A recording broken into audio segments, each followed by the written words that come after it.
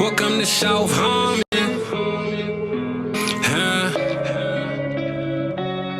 Welcome to South Harmon. Hey, welcome to South Harmon. We glad you here today. Another AMA.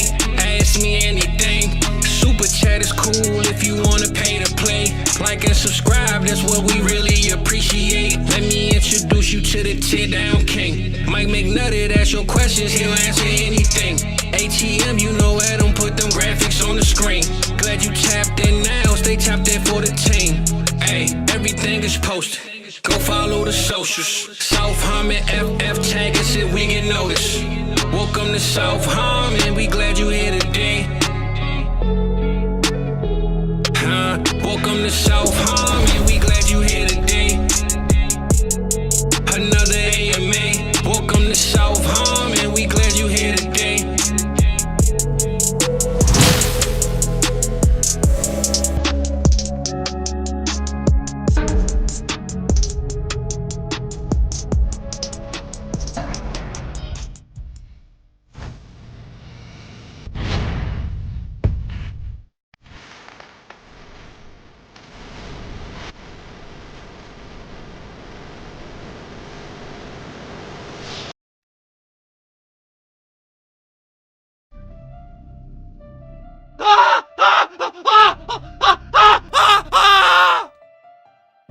You shouldn't have buried me.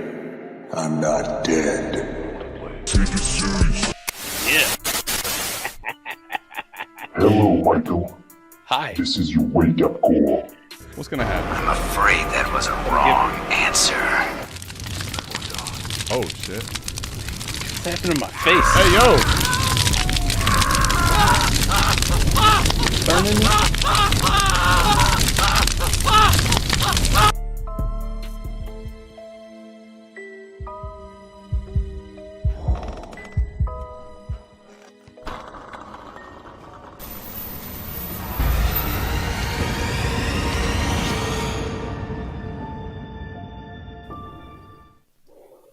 Thank you for making me relive that fucking horse. Oh, we're just getting started. That's just a little teaser, you know? Oh, Jesus. Oh, Jesus. Welcome back, AMA. Wednesday night. Adam, trying to make sure that I don't sleep for the next 3 weeks. Appreciate it. Thanks, Adam. The good news is, buddy, you'll be nice and rested for the big showdown, you know? Oh, yeah. Oh, yeah, definitely. Big time. Big time. What's up, everybody? What's going on? Jersey tonight. Dude, Bring it back out. Yeah. I feel like the crazy part is, Mike, I'm kind of don't actually feel like I'm right about Noah Fant. However, I kind of am just because he doesn't have to do much at the tight end position. Today, one of the interesting parts, we're going over like just redraft league a drop, right? So somebody drops Pat Freiermuth, which when you hear the reasoning, you're like, well, first of all, we could give a fuck about tight ends, period, right? So you ain't got to tell me it's a no tight end premium league. But Mike, you know he's tight end 8, and it feels like he hasn't done a fucking thing. How about that? Man. He has one game over 50 yards. Tight end 8. What a high standard we've set this year. When everyone's saying, and this is with like Fields, basically, as everyone says, doesn't throw the football, right? Yep. We have a bunch of good stuff to get to today, actually. So we'll get into the Fields thing because that's we will get into that. I want to ease into that by talking about a couple things. Okay. I guess we'll go easier. Yeah, I mean, well, depends who you're asking, Mike. Frankly, but the reason I say it is like, dude, I'm just happy for Amari Cooper.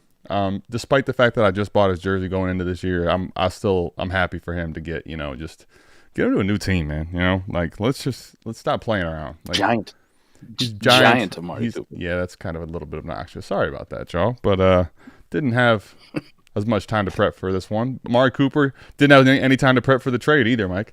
It happened. What do you think about this one? We'll get into the Adams and Rodgers, The Last Dance, apparently part 2. But what's your take on Amari Cooper to Buffalo first? Good for him. Good for him. Get out of that shit show. And good for Josh Allen. Yeah. I know one of the things I talked about with with Eric just the other night was we were discussing Amari Cooper, and by some metrics out there, however you want to look at it, advanced data, he was rated as the worst wide receiver in the league this year. But how much of that is too, at once upon a time, Randy Moss was the worst wide receiver in the league when he was playing for the Raiders and fucking hated it. So, I'm not going to say... Shit happens when you're on a bad team, man. Like, how motivated are you to play for a fucking team that's losing all the time? I mean, the other thing, too, is, like, part of it was him. I mean, I won't add that he played flawless football. That's not... But dropping the football and shit, yeah. He came into the year on a mission to get a last big payday. Pretty sizable one. He ended up getting it, and I feel like he didn't look anywhere near... It's crazy to think, Mike, he was... The game he had in the right before the playoffs, Joe Flacco he broke the Browns record. That game he really did not look like he was fully right. But at the same time, I just feel like you watched every week. This dude was, despite getting 8 targets a game or whatever, was disgruntled as hell. Just like he wants out of this system, he wants out of this team.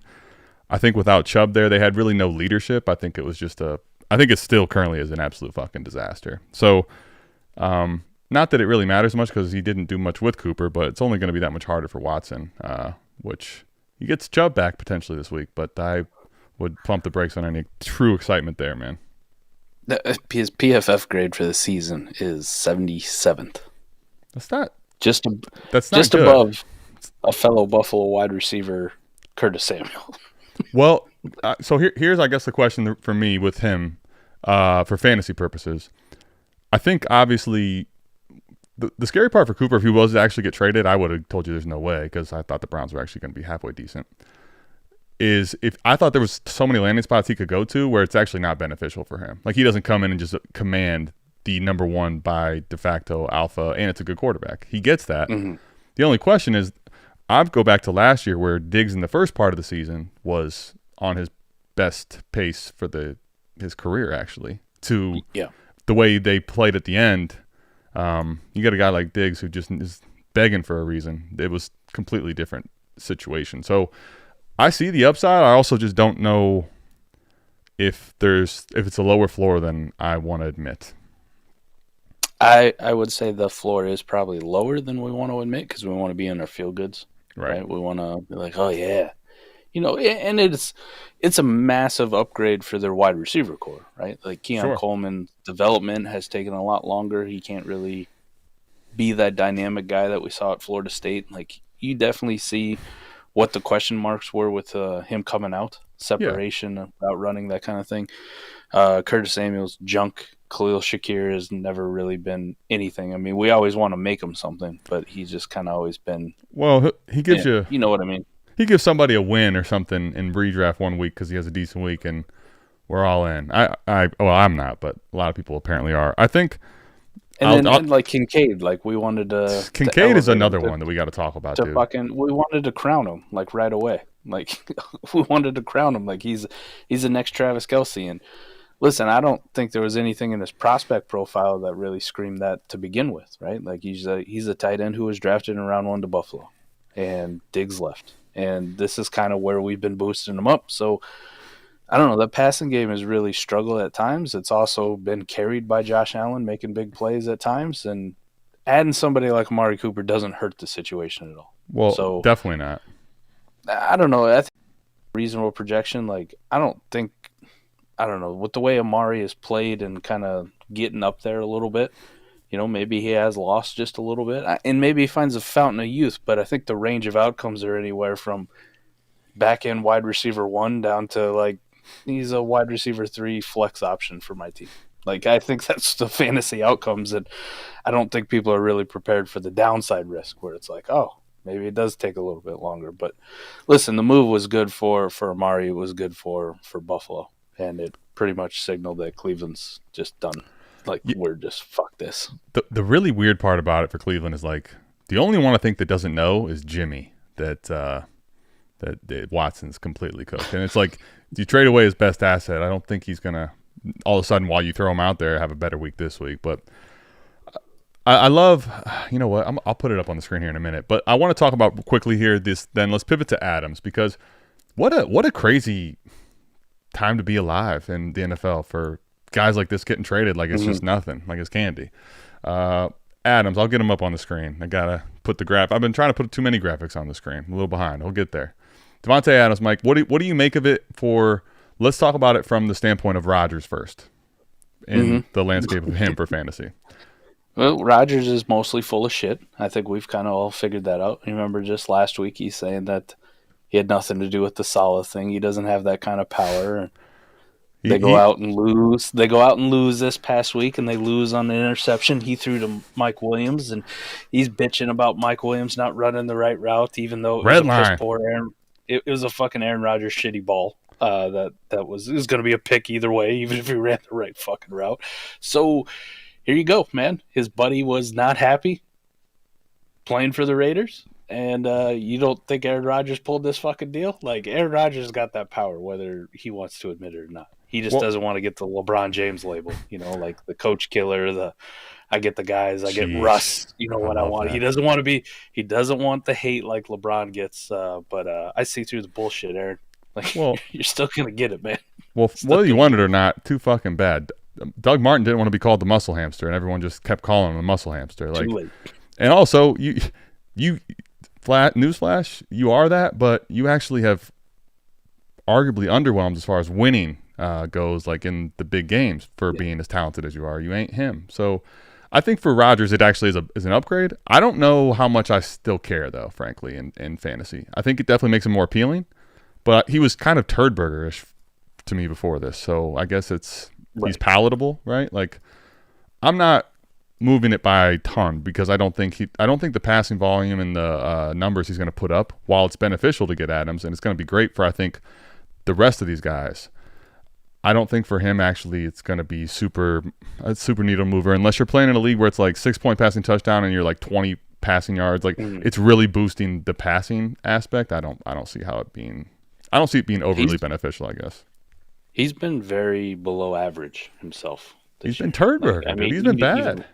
He hasn't been that good. So, I mean, it's a slight boost, but it's nothing to like really write home about. And the big thing that at least I recognized watching Monday Night Football with them playing with Ulbrich and switching over to Todd Downing was the re-emphasis of Breece Hall being the focal point of this offense. Well, dude, the crazy part is we'll get to Breece, but man, that's why I gave you a little preview of what's to come on Halloween. You shouldn't have buried me, Freddy Krueger. Like, Mike, the thing was, in 1 week with just a change in who's in charge of the plays, they're running play action, the pre-snap motion, all of a sudden, who would have known that Breece Hall didn't magically just die, Well, he's still really talented, huh? I think the crazy part to me is I think that you're looking at – so one of the things with Garrett Wilson that's kind of separated him is that he's getting like outrageous volume. And I guess that's what we kept leaning on, as well as the talent we thought was there. And I'm not saying it isn't, but I think that the volume is actually going to come down clearly with Adams. But I think it's going to be a great thing for Wilson, and I think it's going to be a great thing for Adams personally, as far as what we were looking at prior to this, is my opinion. I think it's amazing for Adams. I'm still skeptical on the Garrett Wilson thing, especially because Allen Lazard is still there, and he's always going to be a pain in the fucking ass just wherever he is, as long as he's attached to Aaron Rodgers. Well, he's a pain in the ass no matter what, but I'm with you on I think he could still be someone that weekly just, gets – I'm not going to say I think his boom goes away, but he might be annoying for condensing the offense a little bit. I get that.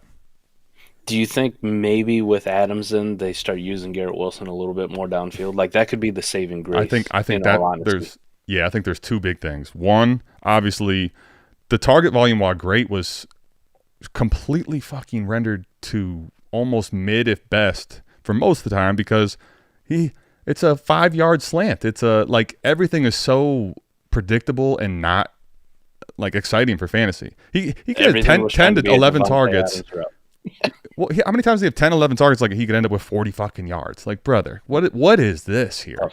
I think the other thing is I think he's going to probably now get even more usage potentially in the slot. And I think Garrett Wilson, and if this offense is a little bit craftful and they start to like be creative, dude, Mike, even the creativity of the touchdown to Garrett Wilson. One thing I'm watching, it's like he was technically the third read there, but he was the only fucking read. Those other reads were fucking bullshit, right? Like now, I think Rodgers will definitely throw the ball up to Lazard. He clearly trusts him, not Mike will. But I think that you're looking at it, in my opinion, I think I could see games where roughly target-wise it's 8 to 10 targets a piece going to Adams and to Wilson.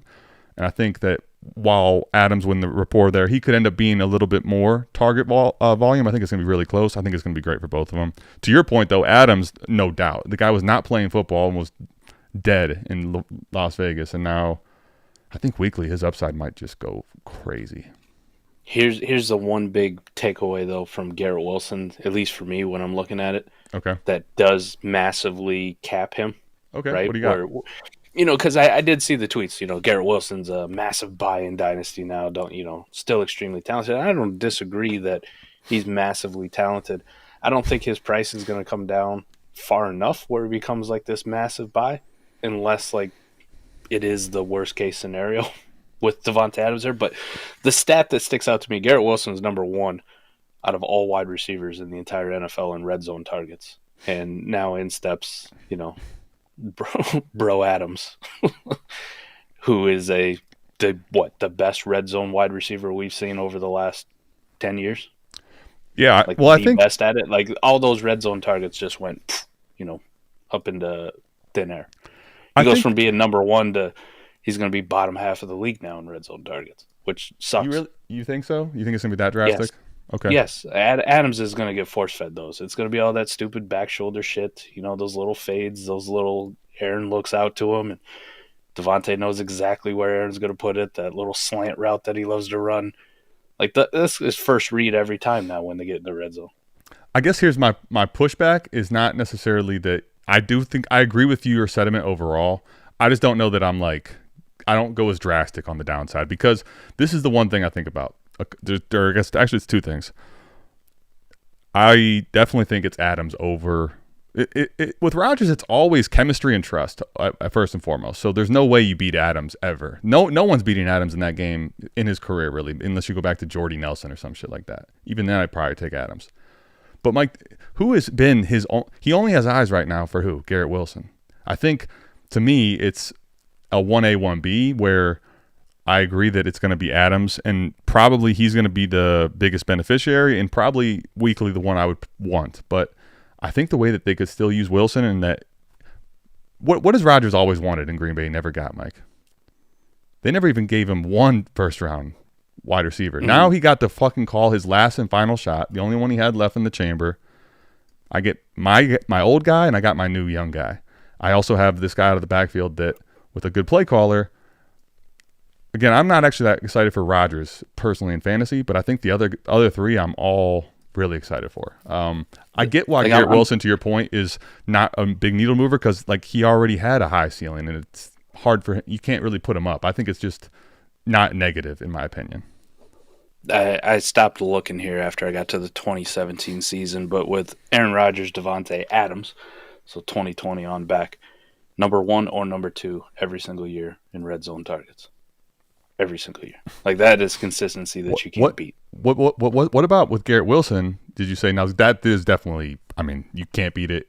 Rodgers. Part of the excitement was just the way he force-fed Adams is going to be why it's beneficial to Garrett Wilson. Now it wasn't to the same degree, but didn't you say he was super high still?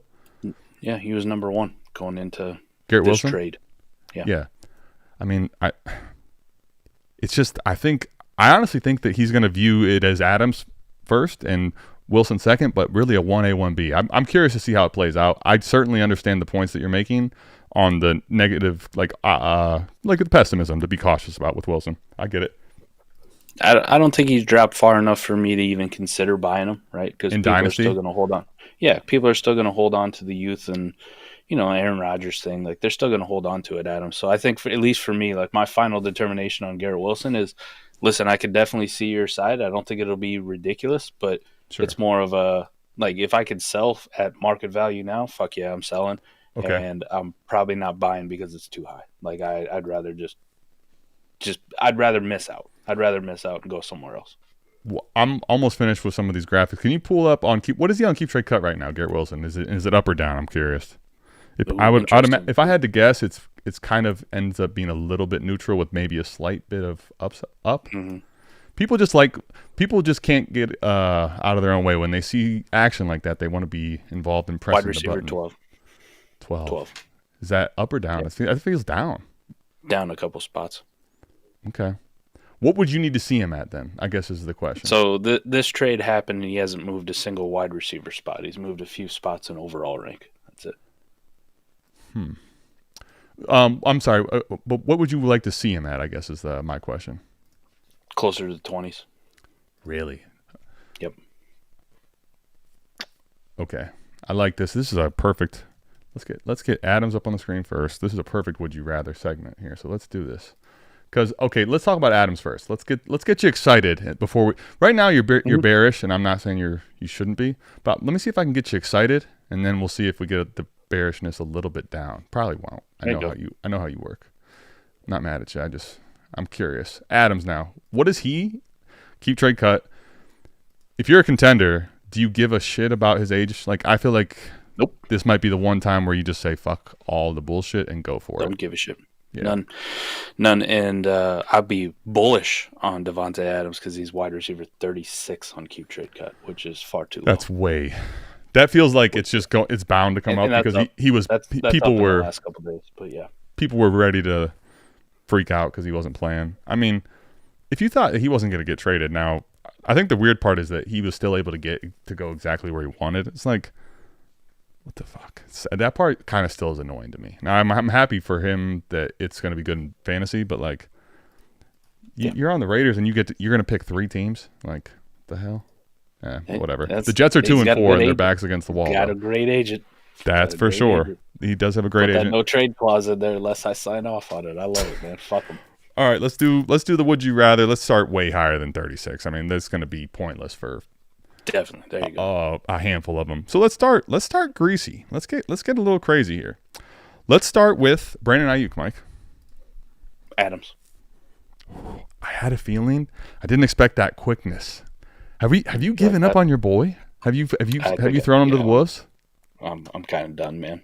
Holy shit! Unlike Michael Pittman, who I constantly defend, which I'll be there very soon. Michael Pittman, if you don't really start. I feel like it's you know how you and I are so aligned and so in lockstep on so much shit. And honestly, sometimes the players are different, but the reasonings how and why we get stubborn and bullish is funny. But like to me, the Pittman thing, the Pittman defending while Ayuk, I get it with Ayuk. It's like Pittman's upside feels capped fucking by everything, no matter what. And Mike's like, no, I got this. Terry McLaurin or Davante Adams, Mike. Let's go right to the fucking kisser. Give me Terry just by that much. Dude. Terry. How much is your Terry love because of the fact that you called Jaden? I'm curious. Let me preface this by saying I say that as a man who owns a massive fuck ton of Jaden Daniels. So in my mind, it's always going to be I'll prefer the stack. All right. Then I prefer Davante Adams. So fair. For you normal people who laughed at me with all the Jaden Daniels things, yeah, well, fuck you. You should probably take Davante Adams out of that situation. But I'll enjoy my Terry McLaurin, Jaden Daniels stacks everywhere I have. I like, tell you what, man. No, it's like those. No one, says nothing, and Mike just fucking attack. I am here to fucking fight you. I don't care what you didn't say. You're gonna get the fucking brunt of this. I'm rocking it's America's Game T-shirt, Mike Evans or Davante Adams. Adams. Chris Godwin or Davante Adams. Give me Godwin. Give me Godwin in that situation. All right, let's talk. Enough of an age gap there, but the production is ridiculous for Godwin. So Tyreek Hill. I'm still gonna go with Tyreek because Tua's coming back. But if you wanted Adams there, I wouldn't fight you, man. All right, let's give you the last and final. Let's test where you're at today on BTJ or Davante Adams. I had this one wait. I was waiting on that one since I was on this plane ride that I could not get off.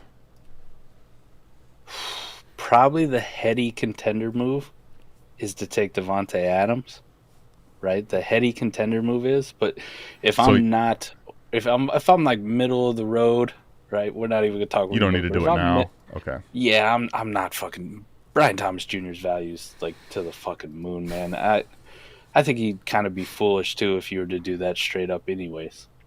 Like I would need some pretty good pluses to do that. Adams, and I need a second Olave. Not actually, but I've been cool on Olave.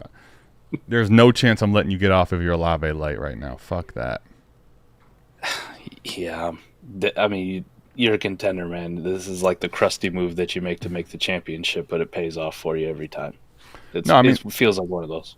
No, Harry. I think Harry Snowman. We agree there. I'm just worried that it might not be quite as exciting as we want. It's a good thing for it. You can't have it worse than it was in Cleveland, honestly, even despite the volume. All right, Mike. Let's pivot now. Let's go to one Breece Hall, buddy. Like, to me, oh man, sometimes you jump the gun. I'm not going to act like it wasn't warranted and valid. Correct? 2 weeks in a row for me, so it is what it is. Yeah, I mean, so whoever I fucking bury this week, just make sure you go buy them up, on the cheap or the cheapest, and they're gonna fucking smash next week. I'm 2 for 2, baby. Drake London a couple weeks ago, Breece Hall this past week. Fuck, we're in. Okay. With Breece, where does he go? Like, what type of change is it? Are we just like everything that we thought about before? We just write off, it's over. Like, we just pretend it never happened. He's back to elite territory and just set it and forget it. Or are you not there yet? I think so. Okay. I think so. The concerns were all because, like, what the fuck are we doing with this Braylon Allen? Like, I like Braylon Allen. You and I have talked about this. I like Braylon Allen. You like Braylon Allen. But I talked about Braylon Allen at length one day. Exactly. I'm with you. And then the way Hackett was using it, the way he's orchestrating that run game was fucking pathetic. The offensive passing game was bad. Like, everything just looked bad. All signs were pointing to, like, how the fuck do you fix this? This is disgusting. Right. And then this past week, it was like, apparently if we fire our head coach and we demote Hackett down, put him up in the booth, you don't call the fucking plays. We're going to have this other guy call the plays. And he calls plays that are like, where's Breece? Breece. The only thing that I'll knock that, like, pissed me off was when Breece Hall got the DeAndre Swift treatment there for a little bit. Now, he gets them all the way down there, and then they're like, let's put Braylon Allen in it. I'm like, what the fuck are you doing? Like, that irks me, but Breece did get his touchdown at the end, so it is what it is. But yeah, I think we just look at last week as a speed bump, a little blip in the road, and we go, let's stop fucking around here, man. Breece Hall is Breece Hall for a reason. Yeah, I mean, this one's I guess the reason it's puzzling, to me, it's not puzzling at all. The talent was always there. The role was a huge issue, and especially when they decided to keep Hackett. Now, it was great to see that they didn't. Mike, imagine if they fucking let this guy still call the plays. What kind of a disaster?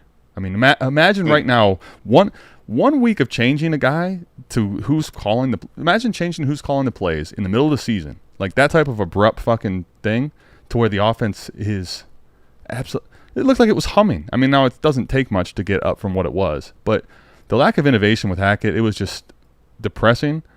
Who knows if you just do a little bit of creativity, you get Breece in space, he can run away from everybody, and he still has all the 3-down skill set that you want.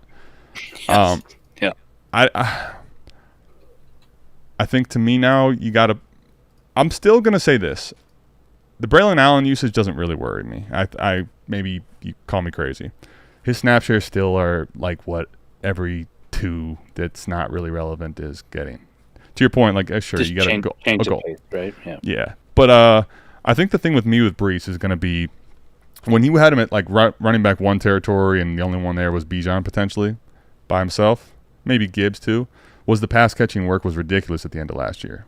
I still think he's going to get plenty. I think Rodgers likes to get the running back involved, but I just don't know if you're going to see these games where he has massive target volume anymore. Like, I think Rodgers could end up throwing fucking 30 passes to 35 passes a game to the 3 receivers that he knows and loves and trusts. Like, yeah, I think the only thing is that Breece might not quite have as much passing upside, but I think for him it's fantastic. He's back to running back 3 on keep trade cut, and he's down 10 spots. So I don't know what down 10 spots is dumb. I don't know how that makes any sense, but okay. Listen, I still have Bijan Robinson concerns, so I'll take Breece Hall over Bijan. Yeah, Bijan did have a week this last week, but we touched on the AMA. He had a week, and then you look in the box score, and you're like, why the fuck is Tyler Algier over 100 yards with a touchdown? Like, why is he getting half these fucking carries? Still, at least with Breece, with Braylon Allen, you didn't have to worry about it this past week, right? It wasn't fucking 18 carries for Braylon Allen. No, it was 18 carries for Breece Hall. They went back to where their bread was buttered. Love it. You're right. Let's go live trade analysis league, fellas. I appreciate the super chat, by the way, Stro. Thanks, Stro. Listen, we'll get back to would you rather. We can pivot off of that for a super chat any day. Set McCarthy and Braylon Allen for Stafford, Adams, and Wandale. Low activity. I mean, is this serious? This doesn't feel disgusting at all. No, it actually feels pretty fucking good. I mean, I will say if I had a trade like this, I might even have thrown more than $9.99 because you got fucking money to spend after this, dude. How? Yeah. I don't really want to let go of McCarthy, right? Like, I really don't. You know, my affinity for him. And we can talk the Sam Darnold talk, and I fight Fizz like this on all the time. I've seen this Sam Darnold before, and we saw it. You can chalk it up to London or whatever, but Sam Darnold, the last time we saw him play an actual football game, was fucking horrible. He was terrible. And there's no doubt in my mind that they're turning to J.J. McCarthy next year. Like, they just are. Well played, Sherrod Mayo. Well played. I'll put that under me for a bit. It's going to happen. So I don't really want to get rid of what I think is a talented, athletic quarterback who's going to be playing in a Kevin O'Connell offense next year, throwing to Justin Jefferson and hopefully a fully healthy T.J. Hawkinson and Jordan Addison and whatever the hell else they do. Like, I don't really want to just send it away. But if I'm in compete mode, and some dude already has my 25 first, like, what is the incentive for me to be like, he's not doing fuck for me this year, let me just, keep him because, dynasty value. I don't want to make that pick any better. My window is fucking right now. So if you're going to give me a quarterback back, even like one like Stafford, which is older, and we don't know what Stafford's future is, but I know what his future is now. I don't give a shit what his future is. I've known for ever since before these back issues were really bad. What was that, 2 years ago now? I've had concerns about his future. Yes. I think for the last 3 fucking years we've been like, is this the last year of Matt Stafford? Is he retired? Remember he came off I'm pretty sure, okay, so it was a immaculate 21 season, right? Going to 22, all of a sudden the fucking wheels look like they fall all the way off. Like, banged he up. was They horrible. signed Baker Mayfield off the fucking street at the end of the year. They're playing like quarterbacks where I don't even know where the fuck they went to college. That's how irrelevant they were. Right, so like by week 5 or something, like he was dead in Dynasty. Mm-hmm. But guess what? I mean, it's fucking Halloween time, and we got revivals everywhere. I just don't think I care. Yes, he has no shelf life, but I'm just riding whatever that is. If it's the rest of this year, I think that definitely could be when Puka and Kupp come back, hopefully. Like, I also wouldn't be surprised if he stuck around for another 2 years and was, I'm not going to say a great option, but someone that gets you by, like, for another couple years. Decent. Right. Decent. And then you get Davante Adams. The Adams part of this is outrageous, though. Because, like, okay, Mike, I'm with you on the sentiments of McCarthy just discussion-wise. I think right now, as a team that if you're contending, that getting off of McCarthy and just being able to get us away from those feelings, you're not ever able to get the real value of that, though. Everybody wants to fuck you over on McCarthy right now. That's the only way that you get off of McCarthy, pretty much. So, Mike, you end up trading him for Deshaun Watson, like I did. But I mean, but that's the point. The landscape's bad. He's hurt. Sam Darnold's whatever. If you believe it or not, doesn't matter. It's a thing enough for people to get excited about. I don't know why. They're also winning games. So, Mike, Adams. The ability of Adams in production and Stafford in production are seriously valuable. Like, the crazy part is this is such a double win. I wanted to highlight at least the second part where if you have someone by the balls, right, you have their first and they're fucked over. Like, if I will give you contending pieces, if it's benefiting me by I'm getting your 26 first or I'm getting some other part to continue to bet against. You do not. This is a trade I would never make. I'm not giving you straight up production for really not much back, frankly. Like, there's no way I'm letting you off the hook like this, even close. It's going to do is possibly devalue my 25 first. What the fuck is this? That's crazy.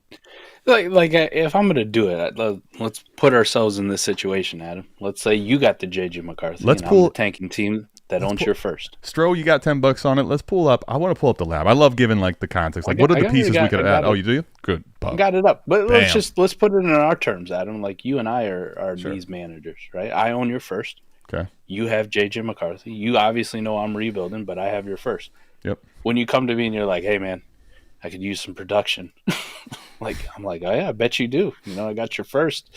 You're sitting on a dead asset, for this year. It's not helping y'all. If you keep them, great. Like, makes your pick better. If you get off them, I'm helping make that pick worse. I honestly look at you and I say, listen, I'd love to get off Matt Stafford. What do you think about Stafford straight up? And you might be like, Mike, I don't think that's enough.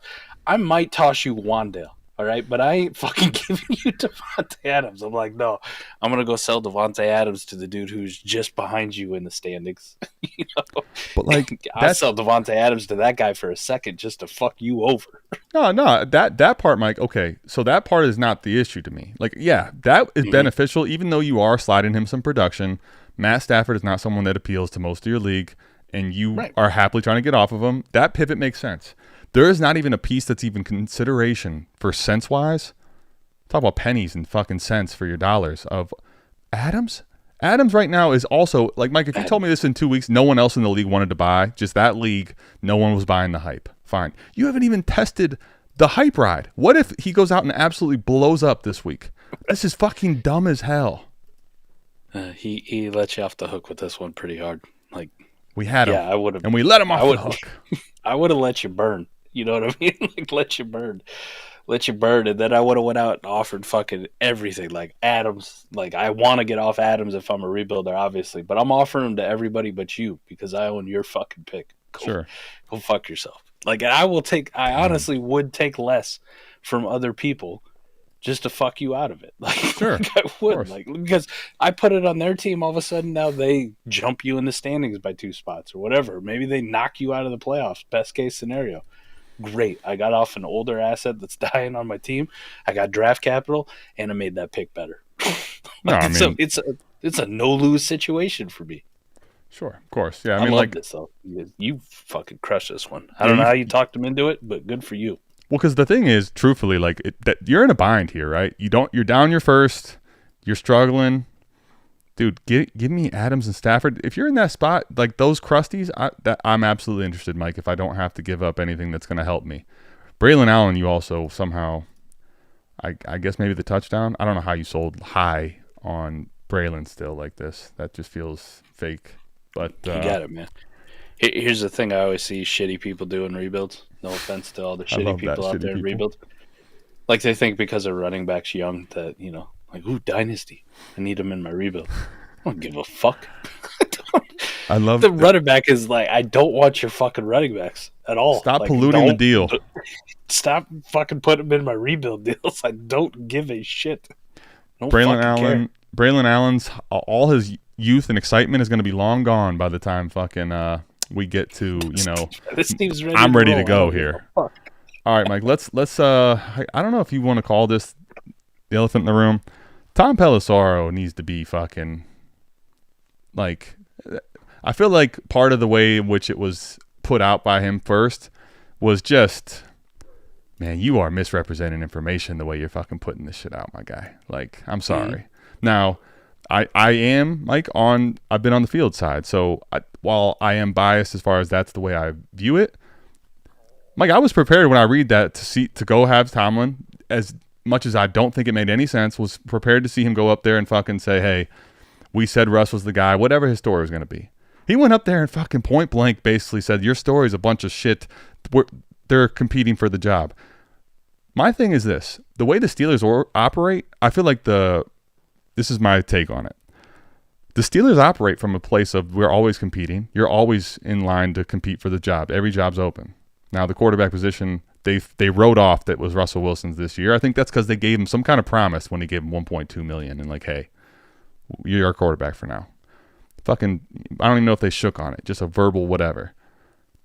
But so when Russell Wilson is supposedly healthy, you're telling me that there's a chance he's, if things break right and Fields doesn't look good, he could be the starter is what I just heard. I don't know what. It's maddening what I'm reading all this, and I'm not saying you can't have concerns for Fields with this, but what the fuck? So here's my thing. All right, Okay, and we talked about this a couple of weeks ago. Sure. And then I kind of buried it on the recap show. Sure. And then all the shit that I was talking about, listen, man, the fucking dudes. You're worried about the media, and the media hadn't even done anything yet. So the media hadn't even done anything yet. Then they did shit this week, and I'm like, you got to be fucking kidding me. I'm preaching to the choir here with Mike and the media. My bad, I forgot. You got to be fucking kidding me. Here we are again, and I get it. I know exactly what you're saying with Tomlin coming up there too, and I was like, okay, that one made me feel a little bit better, and I was ready to put out a tweet just making fun of all the people who believe that bullshit. Mm-hmm. And then Schefter drops one today. Russell Wilson, he quote tweeted somebody, Russell Wilson took first team reps today. Just like Mike Tomlin said yesterday, he would take first team reps at some point. But Schefter had to put out there, right? This is Schefter, by the way. Not always right. We've dogged Schefter before in the past when he's missed wildly. But if you've ever seen on a Pat McAfee show, they love dogging his ass, It is what it is. It seems to be trending towards Russell Wilson starting Sunday night versus Davante Adams and the Jets. And Adam, I'm a bystander here. Yeah. Right? I'm a bystander on this one. I have no dog in the fucking hunt. You got dog in the hunt. You got some Fields. Don't act like that. And I got a shit ton of Russ too. That's the thing. I have plenty of Rush stats out there because the same narrative I had going with when Russ was going to have the job. Here's the thing, man. If Pelisaro's tweeting it out and Tomlin's like, no, that's bullshit. Maybe he's just trying to say what's good for the team. Now Schefter's saying it. I already had concerns about the media. Adam, I'm on the fucking side right now. I'm like 60-40 that this is a real fucking thing. And they 60-40 that they're going to start Russ this week? Russell fucking Wilson. That they're going to start Russell Wilson after Justin Fields just took him to 4-2. And I see people out there trying to defend it, I saw some tweet from somebody saying, if it wasn't for fantasy football, nobody would give a shit. You need to see what Russell's ceiling is and what they look. First off, shut the fuck up. I mean, they're 4-2, and Justin Fields has took them to this fucking record, Justin Fields is the reason that they're there, people, plus defense. I have to get off those comments. Well. I have to get off those comments, Mike. It's just somebody trying to get some fucking clicks. So first off, fuck that guy who tweeted that out. But yeah, Adam, this was my biggest concern, and it maybe Tomlin is right. And God, I hope he's the one who's being completely truthful with us. That yes, they're competing. Obviously, they're competing, but whatever. We're still playing fucking Justin Fields because he's the girl we brought to the dance. We're sticking with the one that got us here so far. Sure, but. Listen, the media chatter was there before this came out. It's there now. It seems to be building now. There has to be something behind the scenes, in my opinion, that is actually saying that, yes, somebody in the fucking Steelers organization that's making decisions is leaking a little bit of stuff to try to let us down easy. That's fantasy managers that they're about to fuck over Justin Fields. They're about to fuck over Justin Fields and hand this to Russ. I'm not saying they're never going to go back to Justin Fields either. They're going to fucking cut him or anything like that.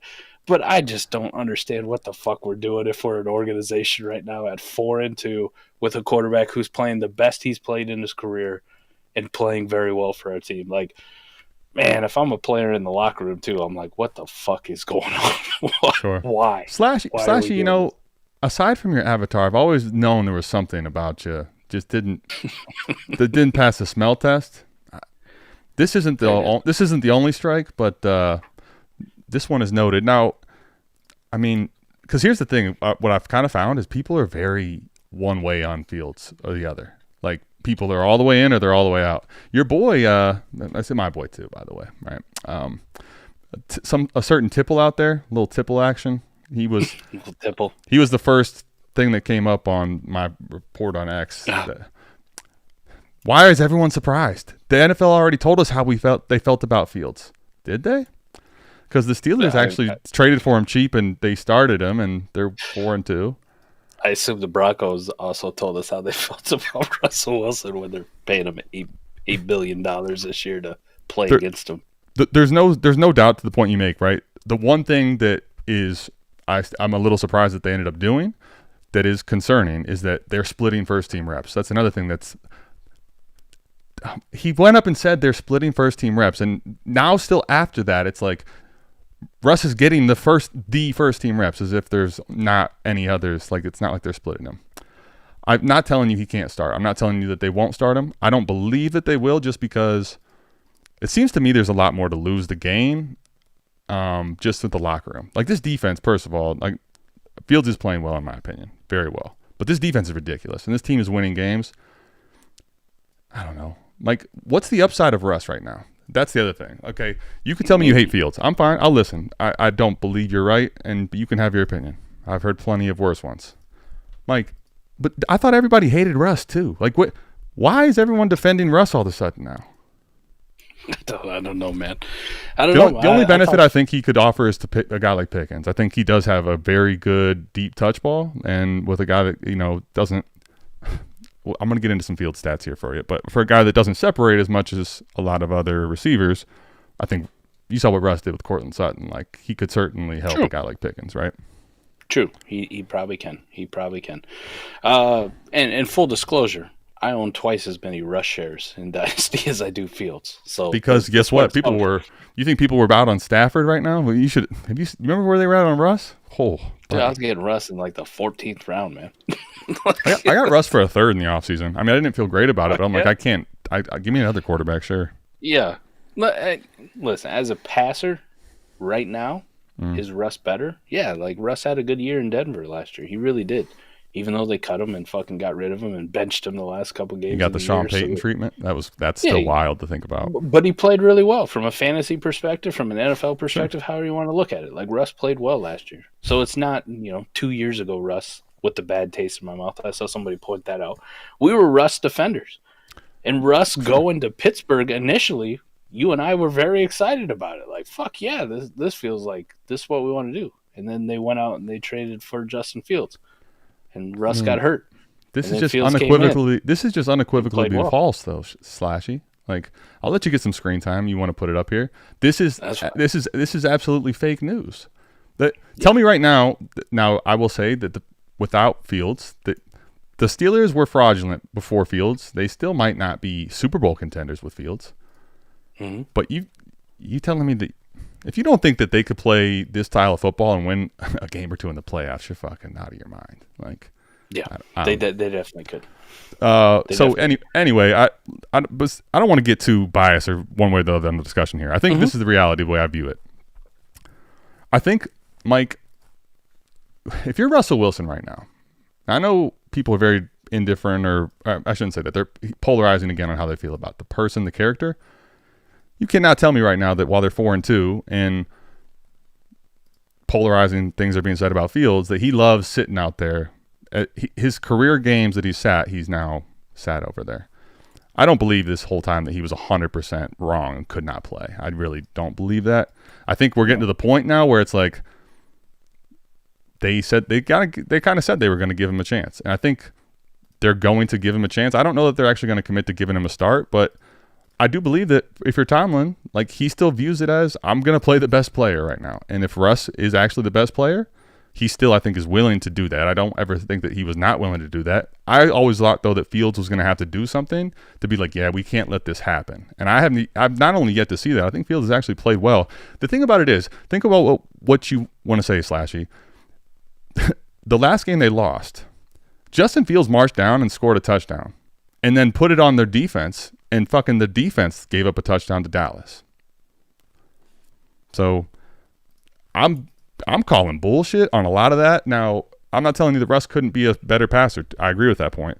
One of the things here, Mike, so right now in the NFL, money throws, Justin Fields is number 8. I'm sorry, he's had 8 of them, which puts him at number 5 in the NFL. Damn. Yeah, and they're not even throwing the ball very much, right? One other thing I think is very interesting about this is more of a George Pickens thing. Target, where is it here? Receiver target separation, okay? 1.88, which is number 42. And now if you start counting on your, big toes and all that, that basically is lower than all the quarterbacks that have suited up and had a start. Right. It's insane. I think that's the other thing. Like, I'm not telling you that Fields is not has some things to be desired in the passing game. I think he's actually looking a lot better than people realize. But he's throwing to guys that aren't open. That's the other thing right now, right? That's I don't know. I think at the end of the day, Mike, if you put in Russ though, and things went wrong, or the offense was a reason that they lost, I don't know how that's going to sit. Did you see what Big Ben said? What did he say? No, I'm gonna see if I can get it up on the screen, buddy. You know what? We might get canceled, but how do you think that stopped me before? No. I'll get people fired up, but anyway, anything else on this situation? Because Russ, I do agree though with the one thing is them splitting first team reps to me in this situation already saying like we're willing to shake it up, and just by giving him half the first team reps, that's to me that's already shaking it up. Like, okay, is there how many? Let's say that because I know there's probably one or two. What's in that? my opinion? How many receiving cores are worse than Pittsburgh? I mean, I guess probably the really bad ones would be worse. Like, that's who you're gonna say. Like give me some names. Yeah, Denver's definitely worse. Pickens is a younger version of fucking Cortland Sutton. They don't have a tight end. Yeah. I'll take Pittsburgh there. That's Bo Nix. That Bo Nix. You know what? Nah, I think they're comparable. Honestly, if you wanted to say Pittsburgh, I think you're maybe buying into Pickens a little too much. I think we'll see what comes with Polk. I think Polk might be a little bit of a development buddy based on what we saw last week. But Pot Douglas looks great. He does. Tennessee with the way they're playing. I'll tell you this. I don't believe that there's a problem with Ridley at all, honestly. Did you see, dude? Okay, this is a great one. I did see that. Ridley had 8 targets that were not just uncatchable. Right. They were like, I don't even know if you call them targets, buddy. They're outside of even being deemed a pass to you. Well, if he was 6'6" and the second reincarnation of Calvin Johnson, you might have got him. Yeah, if he had like Bull's arms, maybe, maybe. I don't know. Pittsburgh's got a pretty shitty receiving core. No matter how much we, love the George Pickens things, he's kind of shit right now. He kind of is. Sorry. I guess story. Yeah, I guess not cut out to be an alpha. I guess the thing to me about it is like, does Russ fix that receiving core? Maybe he's not to an extent. I don't think he's not going to fix the receiving core. I think he's I think he is better, and he always has been a guy that just he throws a pretty deep ball, and he has a really good touch on just getting that into the spot where his guy can make a play. Now, if you remember the Super Bowl, he also found a way to lose it on a slant, but sure did. I'm not actually. That's just poking fun at Slashy there. Hey, it may help. It may help the passing game. It's going to fucking nuke the running game, though. But that's I guess my question. Okay, so just from a football standpoint, right now, if you're the Pittsburgh Steelers, where does the benefits come from? Really, there? Like, sure, I think it does help a guy like Pickens, but I don't believe in any capacity that they're going to just open this thing up to fucking start chucking this thing around the yard. So you think Arthur Smith is actually going to run that type of offense? Get the fuck out of here. Maybe. I mean, we said what the Jets did. Well, Hackett was not calling plays, but still there. I mean, who knows? Anything's possible. No, fuck no. I think you definitely, though, right now, Najee had a week where he finally showed you some life. Tell me that Fields isn't out there as a running threat and that Najee all of a sudden is going to look better. What they had right now reminded me a lot of what the Titans were the first time Ryan Tannehill took over. That first year after. You're making everybody that hates Fields get real happy. Like, yeah, fuck yeah. That's what the kind of offense that they had, right? They didn't have, dynamic wide receivers, but Tannehill was good enough with his legs. They were good enough in the running game. And awesome. He made the right plays. He was highly efficient. That's what they had in Fields. This kind of feels like, Arthur Smith's going to this feels like the Arthur Smith Taylor Heineke offense now is what we're gonna see here. Which okay. Okay. Good luck, I guess. Hey, to each their own, man. Fucking hate Justin Fields all you want, man. I thought he's played really, really well this year. I thought he took a massive, massive jump from where he was in Chicago, which I liked him in Chicago too. But I think your own, man. Here's what I will say: as a Browns fan, it pains me to actually watch as much Steelers football as I have been because I'll watch anybody. The Browns are horrible. I'm curious on this genuinely. The people that are really anti-Fields right now, I don't mind your opinions or what they are. Have you actually sat down and watched the games like fully, or gone back? Are you looking at a couple highlight plays? Are you looking at stats? If you're stat box watching, you might not see any progression with Fields. Frankly, you might think it's the same old thing. Mike, I think the numbers and the advanced numbers tell you that he has looked better as a passer. I'm not telling you he's all of a sudden a fucking, elite passer, but I think he's looked a lot better as a passer and he's developing nicely in this offense. I think the Steelers are in a position to win now. They're in a position where if you had Mike, think about a dynasty. If you're in a position to win now, sure, Stafford. What if McCarthy was playing? For example, what if it was Drake May now? Let's switch gears. Wouldn't you rather play with the younger guy that also could get it done? Yes. And be built around him for your team? I think that's the other. Yeah. That's the other. They're gonna Mike 1.2 is what they gave Russ. You know what Russ, if he plays well for the Steelers, is gonna want next year? He's gonna want that Baker Mayfield contract. He's gonna want to get his own state. Like he's gonna have his own state with oceanfront property, Sierra. Him. I mean, I don't know. I'm curious to see how it goes, though. I think now you're definitely feeling what you said, Mike, is the media. The media is sticking with and wants to see Russ, and there's an agenda there for sure. But I do think this. If they did start Russ, Mike, I also think there's a very good chance that it doesn't go any differently. This team is a very good defensive team. If Russ isn't turning the ball over, he's played this style of football before. So I don't think it's like as risky as it seems. I just think for a team that's winning and building rapport around him, it's a risky locker room move. But if you're not losing, it's probably going to be fine. Yeah.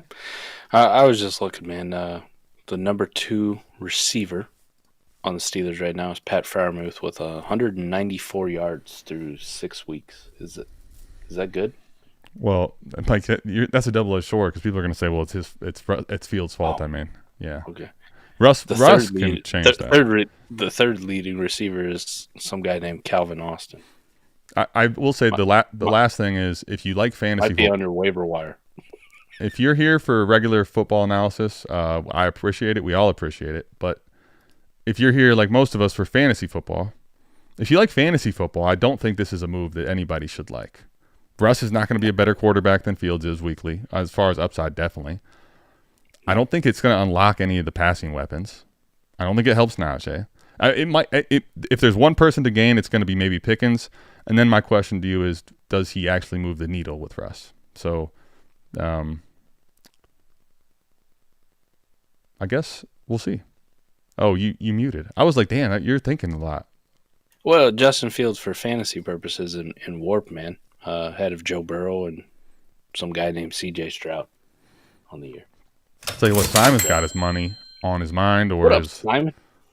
We got money on the mind. We got Simon Joseph, my guy. Hey, yo, gang. 12 team start 9 PPR Superflex. Buddy wants his first back. Currently 103. He pitched Burrow plus Jacobs for Tracy and 2 first. I've got lots of first, but nah. Is this just a flex, or is this you're wanting us to confirm that you agree? So he wants his 103 back, right? His current 103. Which yeah. So 103 and another first, right? So yeah. I think the thing is, like, yes, he does control to go to 101, but maybe it's not going to be as likely 101 if you keep it, locked right? In. Yeah. Yeah. So let's call it 103 even.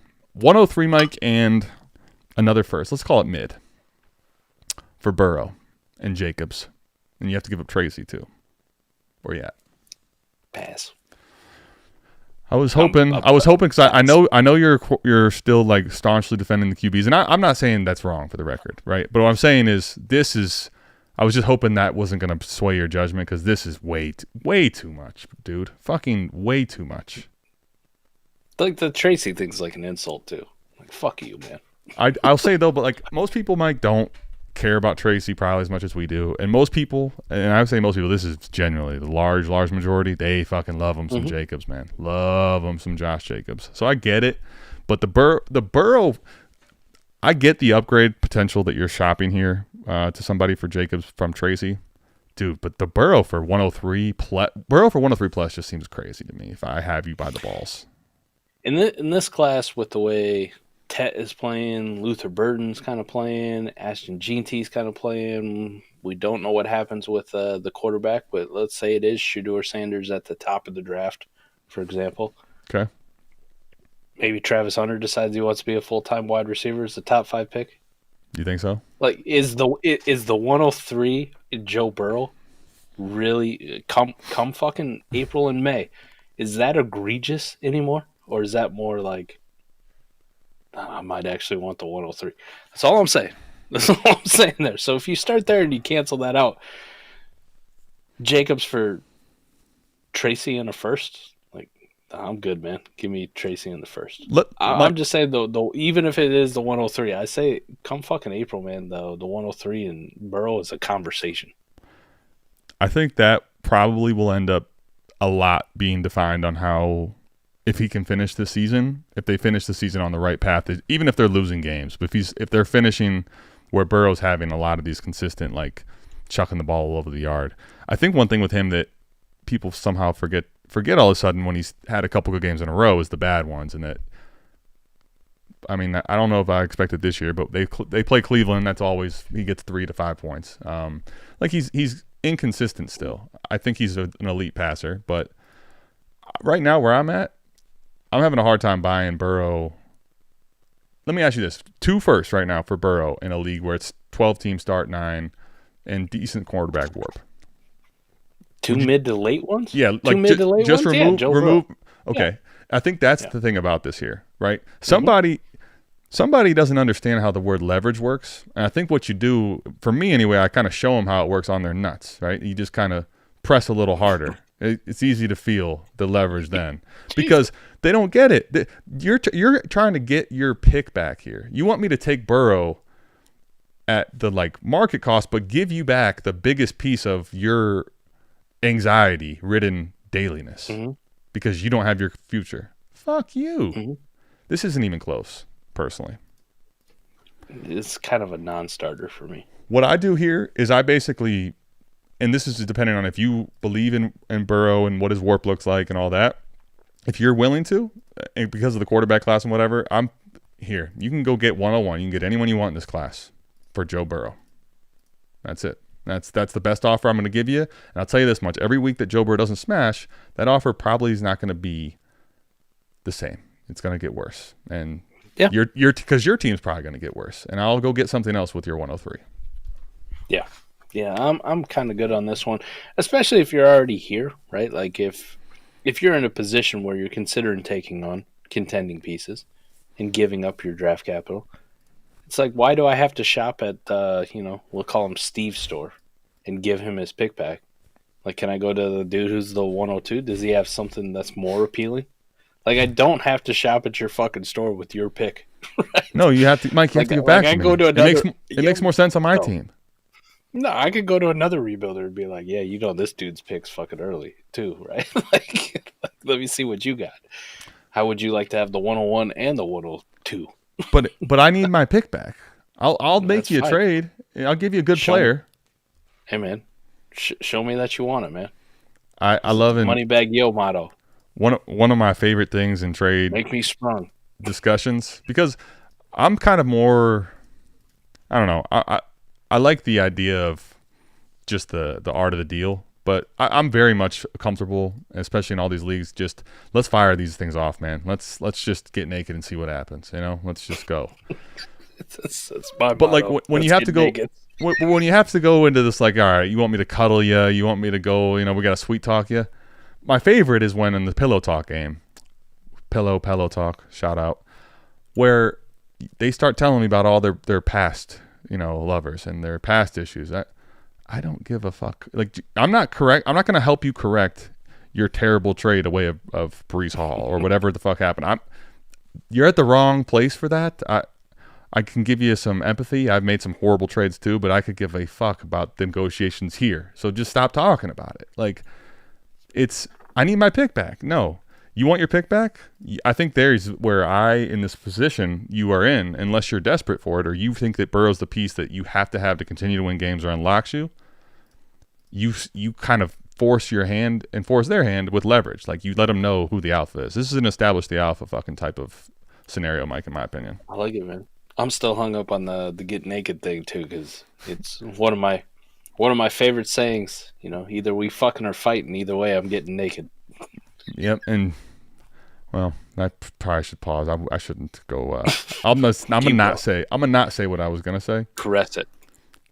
All right. Well, maybe I should have spoke, because otherwise that means that Mike is. All right. I'm gonna start trying to, as we go through, get some questions here. I traded Richardson and Downs for May in 3 seconds. 2 of them should be high thoughts. Jesus, man. Listen, I like May too, and I was probably a little bit what people feel like are short-sighted. To me, it was. I think there's still a range of outcomes with May. He looks good, and he's going to have some down weeks. I think he's going to be he's a prospect I've liked. I was willing to kind of sacrifice that on a contending team. People are dead out on A-Rich, huh? Holy fuck, buddy. They hate him. As the resident May truther here, I probably still prefer A-Rich and Downs versus May in the seconds. The 3 seconds feels like there's a panic move on one side here, dude. Doesn't it? It does, but you know it could turn out okay too, especially if they're off. You know, 2 of them are going to be 201, 202. I don't know what that looks like in this class. Depth-wise. That's my problem. Is like if you told me that there's not a really good scenario where there's 203 or higher for some of them, I'm not going to act like they're not valuable. I just don't think from a trade aspect they really are what a lot of other classes could be. For sure. Like I don't know. I get it though. Sometimes if you are sensing that something's bad and you just want to pivot out of it, you're better off to take a deal than to hold the asset. I just feel like Richardson right now, and I get the reasons. Panic sells are crazy to me. We'll see if E listens to the show, you know, like on repeat. Because we talked about it on America's Games, comes out tomorrow, and like I did my best politician thing, you know. Mm-hmm. Him and Fizz had a show the week before talking about Mike politician thing's actually hilarious to think about. I love that. Well, they were talking about how many quarterbacks could go in the first round, and I agree. There's a massive need for quarterback, but listen, out of all the quarterbacks that have played this year in college football, I'll give you like 1 or 2 that I think maybe make the first round right now, and everybody else is kind of like, it depends on if they really need a quarterback or not, like how desperate teams are. So, like when E hit me with I think there might be 5 or 6, I was trying to be the best politician I could possibly be and be like, hey, smile. Yeah, maybe. Sure. Like, I don't want to discredit you. But I'll say, obviously on the other side. To tell you the truth, I think it's, I was talking to someone on the plane, you're just sitting there waiting to go and you're not going anywhere. With kids, people in general, you got to fuck up first. You can tell them everything they want to hear and tell them how to do it. They got to go fuck it up for themselves. Because as the dudes who hyped up the Kenny Pickett, we started our big podcast debut, our very first podcast that people really listened to, right? Not that it was like behind a curtain, right? No one saw but our lovers and friends. Mike, and I especially was tooting. I was getting crazy. You know, are you sure you want to write off the whole class emphatically? Like it was going to be some poetic thing. Fucking aged like milk, buddy. They were all dead before draft day finished. You and I had fucking Sam Howell and Matt Corral and Malik Willis all in the first round comfortably. NFL side, terrible. Draft day stream, terrible. Dynasty rosters, shambles. I checked all the boxes early with that class. I know what it's like to really lean into a bad QB class. It's horrible. Wouldn't advise it. Maybe that's what gives me PTSD though every single year, unless it's Jane Daniels, Caleb Williams, Drake May, who I thought were superstars. Well, I mean, this class here, maybe it's just a little bit of a recency bias, right? Like we saw all these quarterbacks just go. No defensive players coming off the board, and we took all Bo Nix and Penix. Because of years past, these guys won't really go in the first, right? How about they both go in the top 12, bitch? Like, yeah. I think people might be leading into that a little. It's natural. Start Eckler, Tracy, or Chubb. Okay. Like, let's have a come to, I don't want to say it, but. Well, there's one that's an easy sit. Let's talk about the old, I didn't wear this one. We had a debate. Somebody else. Does Adams jerseys kill people? Literally. Mike, I'm telling you with Chubb here, I don't really have much interest this first week. If Nick Chubb succeeds in this situation, this offensive line is absolutely in shambles. Wyatt Teller's a great guard, pulling guard, does awesome things in the run game. He's fucking nowhere to be seen. Yeah. Harris is nowhere to be seen. Like there's no, and a guy coming off a serious injury, they're not going to make any holes. He's going to be getting hit at the line of scrimmage or before he gets there. Watson just lost the guy that he likes to throw to the most and has been not good there either. Like, there's nothing about this offense right now that's shown any signs of life. For him to come in and succeed there would be, I don't think I could give enough credit to like what that would mean he fucking is as a just unique specimen. Like, it would be ridiculous. It'd be otherworldly, honest to God. Yeah. There's no way I'm starting Nick Chubb this week. If he shows me any signs of life, I might consider him next week. There's no way I'm blindly rolling him out this week. Fuck that. Sorry. Here's a tough one. Like, you're gonna have to monitor injury situations. If Brian Robinson's out again, like, Nick Chubb becomes the absolute play for me. I love what I saw. Nick Chubb or Eckler?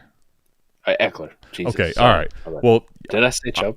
Fuck it. You did. I knew what you were saying, and it took me. Vodka's hitting, boys. Well, dude, it was like 3 seconds because I knew you said Eckler, but I heard Nick Chubb actually again. I'm like, wait, okay. Eckler. So Eckler. If Brian Robinson's out, I'm starting Austin Eckler. Okay, sure. Here's my question because I feel like the report is right now getting to be a little bit more optimistic that he'll play. Now with the Browns game the week prior, he was out there but didn't play hardly any of the snaps. So then you go to your next tiebreaker. Tracy? What's Singletary's status? If Brian Robinson is playing but Singletary's out, fucking Tracy becomes the smash pretty easily, and I don't even think twice about it. Yeah, this one you need a little more information because if it's Tracy's job, Eckler, I don't think the only thing with him, I definitely will play him and happily. I don't think they're gonna give him the old Eckler role that we saw ever. Like no, that's never happening. But the efficiency usage out of this kind of offense, that's something I want a piece of because Austin Eckler can find the end zone pretty wildly easily. Appealing. I also just realized why the fuck do I need to, especially for who this is. Unlimited. We can take that off the screen for a minute. We got a Steeler just hanging out here. Pittsburgh. Steelers backup quarterback just in the middle of the screen for no fucking reason, you know? Man, it's a backup quarterback. Love it. But, you know, Mike, if you're going to fight people for no reason, can I at least fight people for a reason? You know? Fuck them. Yes, you can. And the amount of quarterback talk for the Steelers, fuck you. You know what I have, Mike? I have a owner that's a goddamn infant. He won't admit that he fucked up. Shout out to the old parts guy at work that I'm tutelage under. I guess you call me the apprentice of parts at work. Brett.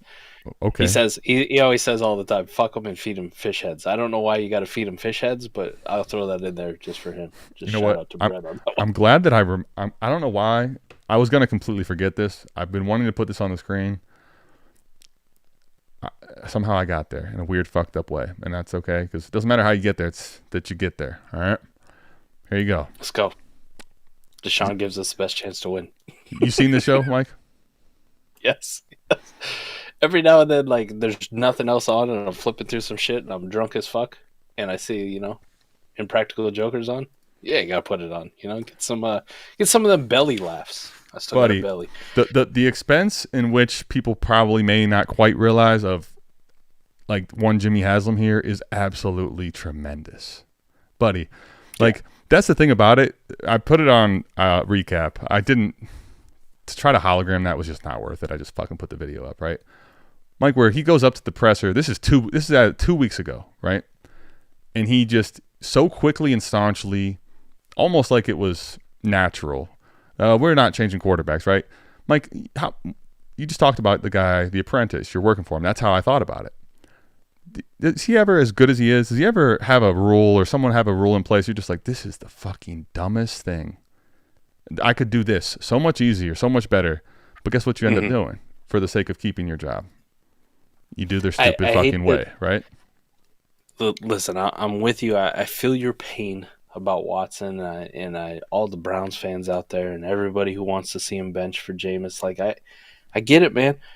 I hate to be the guy who said, like, I kind of fucking told y'all that he wasn't going nowhere because of that fucking contract.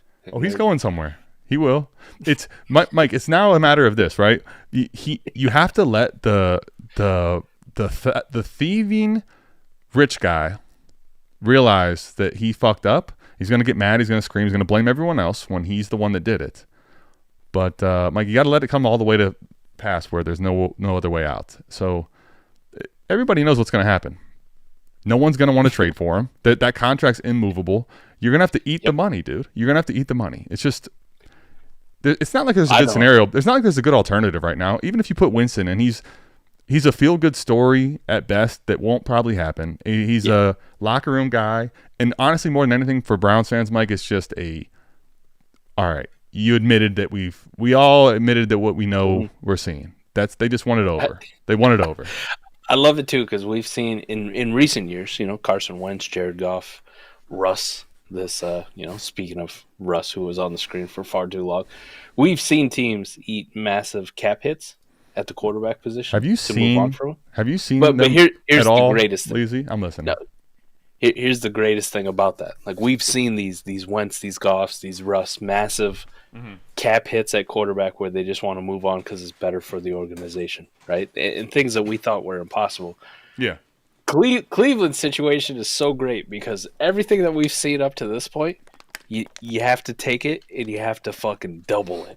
You have to take the worst that we've ever seen as far as a cap hit for a player and double that motherfucker. No, I mean 1 year, just 1 year. And I'm like, all right. Now the quarterback, the money and the caps in general is way up, and all that doesn't matter because here's the thing, Mike. I'm telling you. I don't want to go too much on this tangent, but since we're here, I'm just going to at least say it. This is the single worst trade in the history of sports, and it hinges on the fact that, like, just on the merit of it alone, because the contract is fully guaranteed, which you basically, nobody does that. So you did something that's unnecessary because that's the only way to get him to come to the mistake on the lake. I got news for you. If he didn't get a fully guaranteed contract, he ain't coming to fucking Cleveland. All of a sudden, the elf became cool when he could get a fully guaranteed money, He could be Atlanta's problem right now. Or Carolina. We could have just had the same thing but different QB, right? Instead, because here's the thing, right? You not only get the fully guaranteed contract, you double down with draft capital, which is essentially, you talk about doubling, like that is the same principle doubling.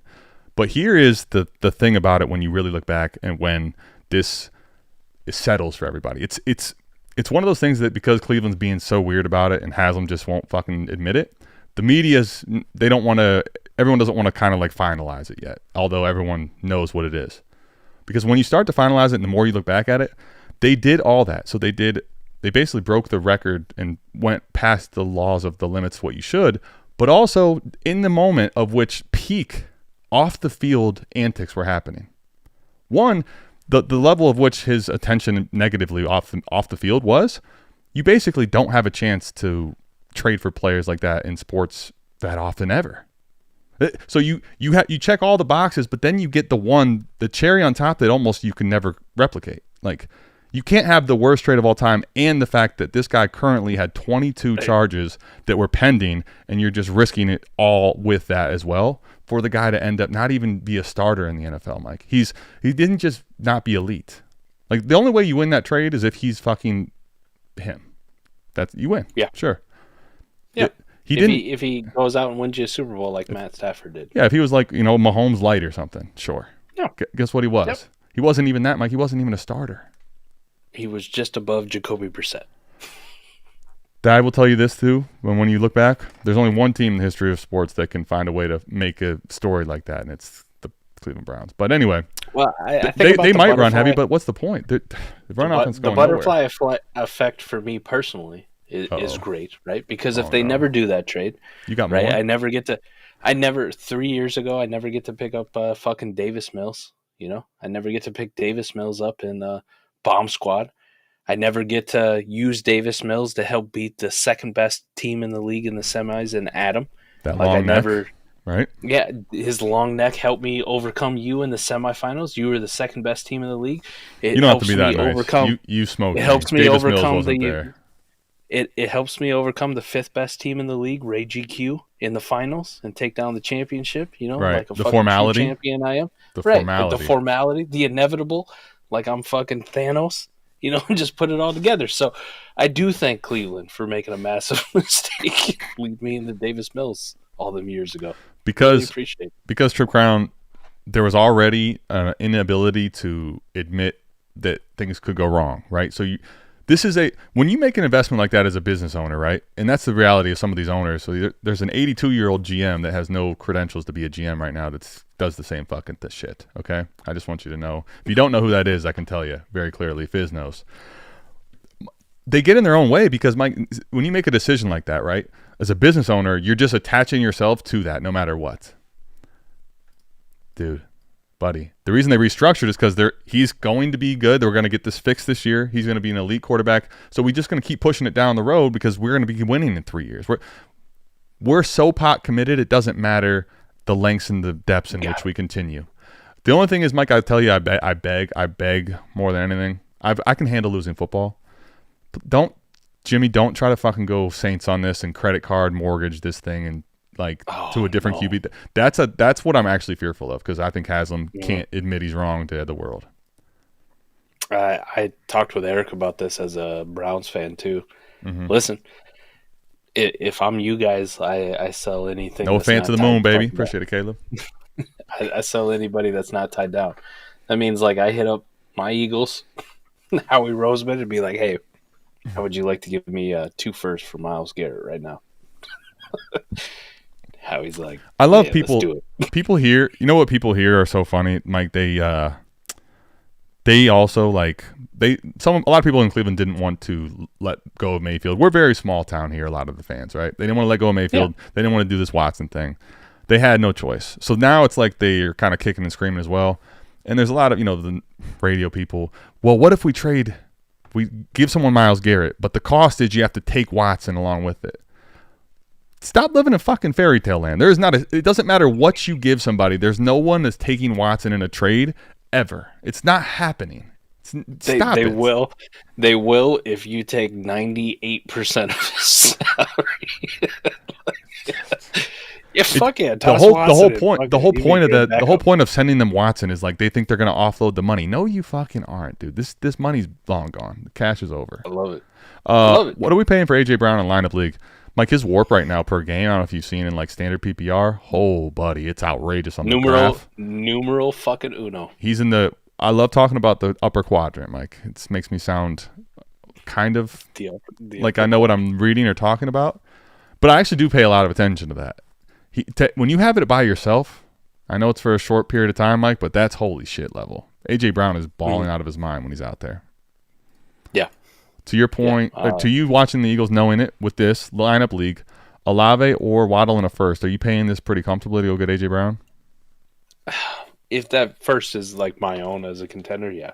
Fuck it. What if it's a 106, a team that might make the playoffs, might not? That's a little tougher because I think about what else I could buy with that 106. Can that 106 go get me Chris Godwin straight up? And then I still have Olave or Waddle. Yes. The 106 can I think on market it should, but also that, to be frank, every single player individually in your league could change drastically, right? For sure. Somebody might have Chris Godwin on a super strong contender that has no interest at all in the 106, right? So I say if it's more mid, it's not my own as a super contender. I'm probably passing. That feels a little bit too much. I think I'm doing it. Going back to my roots, I'd rather be in the other situation than tear down. The reason I say I don't, I would go to the mid is my final and best. And it's, to your point, it's kind of a little bit against process. But I've been against process with Olave and Waddle for a while. And I guess here's the thing. I had a hard time with Waddle, Mike, prior to having another, unfortunate situation. The one thing you don't want to see. I think that Tua coming back will help Waddle. But I'm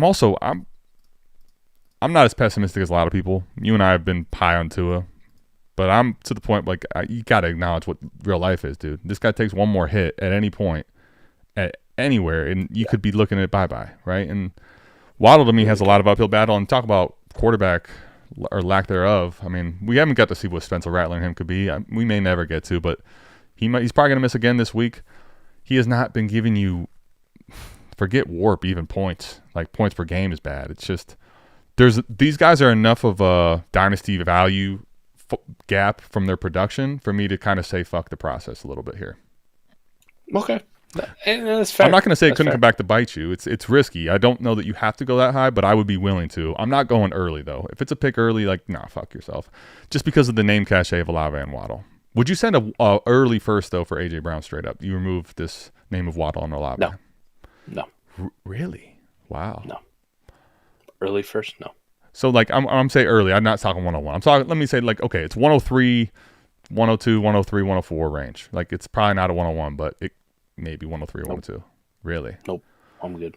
Okay, why so? Explain that to everybody, because I know why you're not. I just want you to tell everybody what the reason the is. inconsistency of A.J. Brown. And it has nothing to do with his talent. It has nothing to do when he's healthy and he's on the field. It has to do with the injury situation in the advanced age.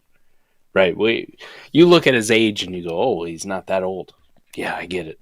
But injury-wise, I mean, this is a dude who, we forget what was it, 3 years ago? He had that bone bruise in Tennessee, which fucking, like, lasted forever. The crazy part is he played through that, too. Fucking wild. Yeah, he did. He was terrible while he played through it, but yeah. He wasn't the old A.J. Brown, right? Yes. We've seen this. Like, I love him as a Philly fan, but I'm always waiting for the other shoe to drop with him. Like, okay, when's he going to pull his fucking hamstring again and be out? So that's the kind of thing, because if you were to pay an early first for him, and let's just say, like, you get to playoff time, and A.J. Brown, tweaks his hammy again, he's out for 2-3 games again, like, when you need him the most, you're going to be fucking devastated. You're going to be like, God damn it. Absolutely. Like, you 100% will be, but can I tell you, Mike? And this is why I wanted you to say it, because I had a feeling that the process of that, but I also had a feeling that there might be a little bit of, like, I get the same way sometimes. You're a little too close, and you're like, because you've seen those injuries, and they don't just hurt your fantasy teams, they hurt your heart. They pierce, right?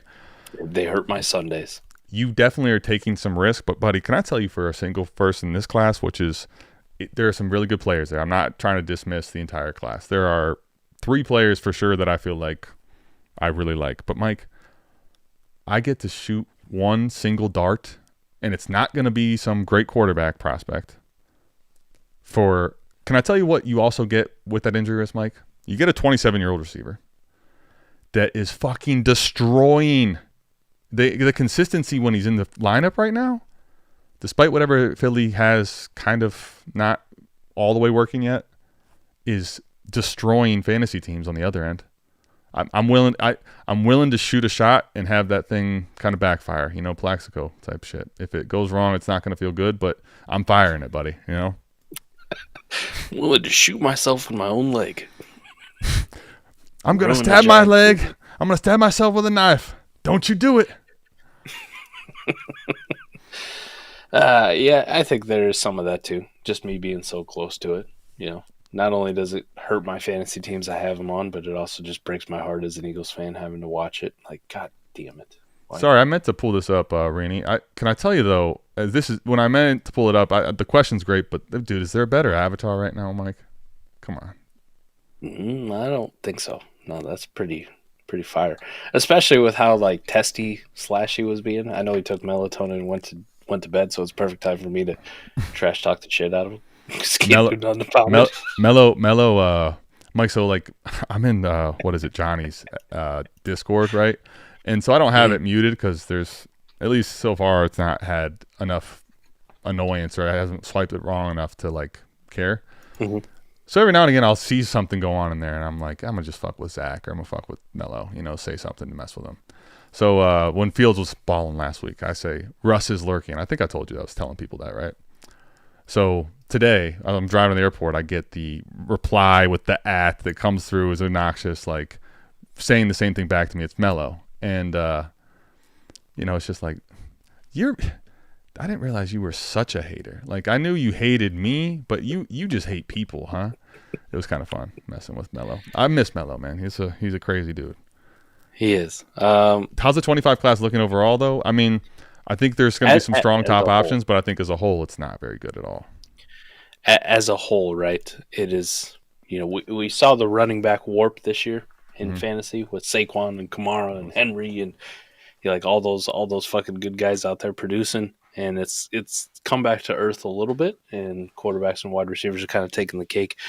The running back class is ridiculously strong. But my biggest is like, do we really give a shit in Dynasty? Which is kind of the problem.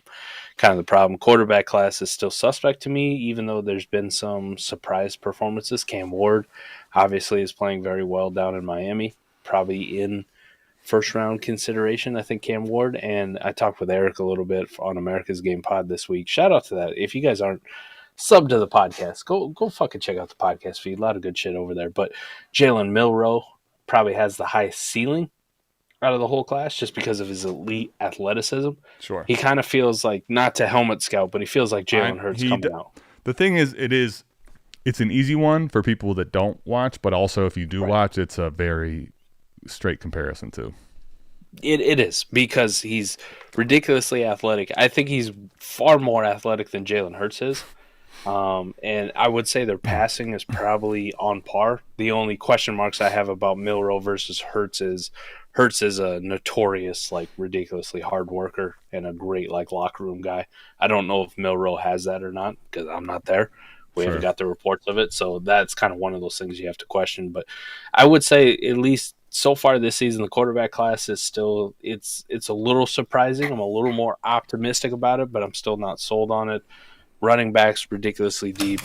Tight ends, I think there's two absolute fucking studs coming out in Colston Loveland and my guy Luke Lachey. And then the wide receivers. Receivers, man, Tet McMillan, Emeka Buka, Luther Burden as advertised. After that, who the fuck knows? No, like, I think the high end receivers in this class are you're not.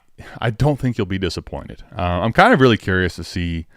I love the process as it goes now. When in Dynasty, there's such a moment when it is peak of those players' values and what we really think of them, like as a community, so to speak. It kind of really hits a crescendo, and where the judgment reaches its final ultimatum before we go into the NFL.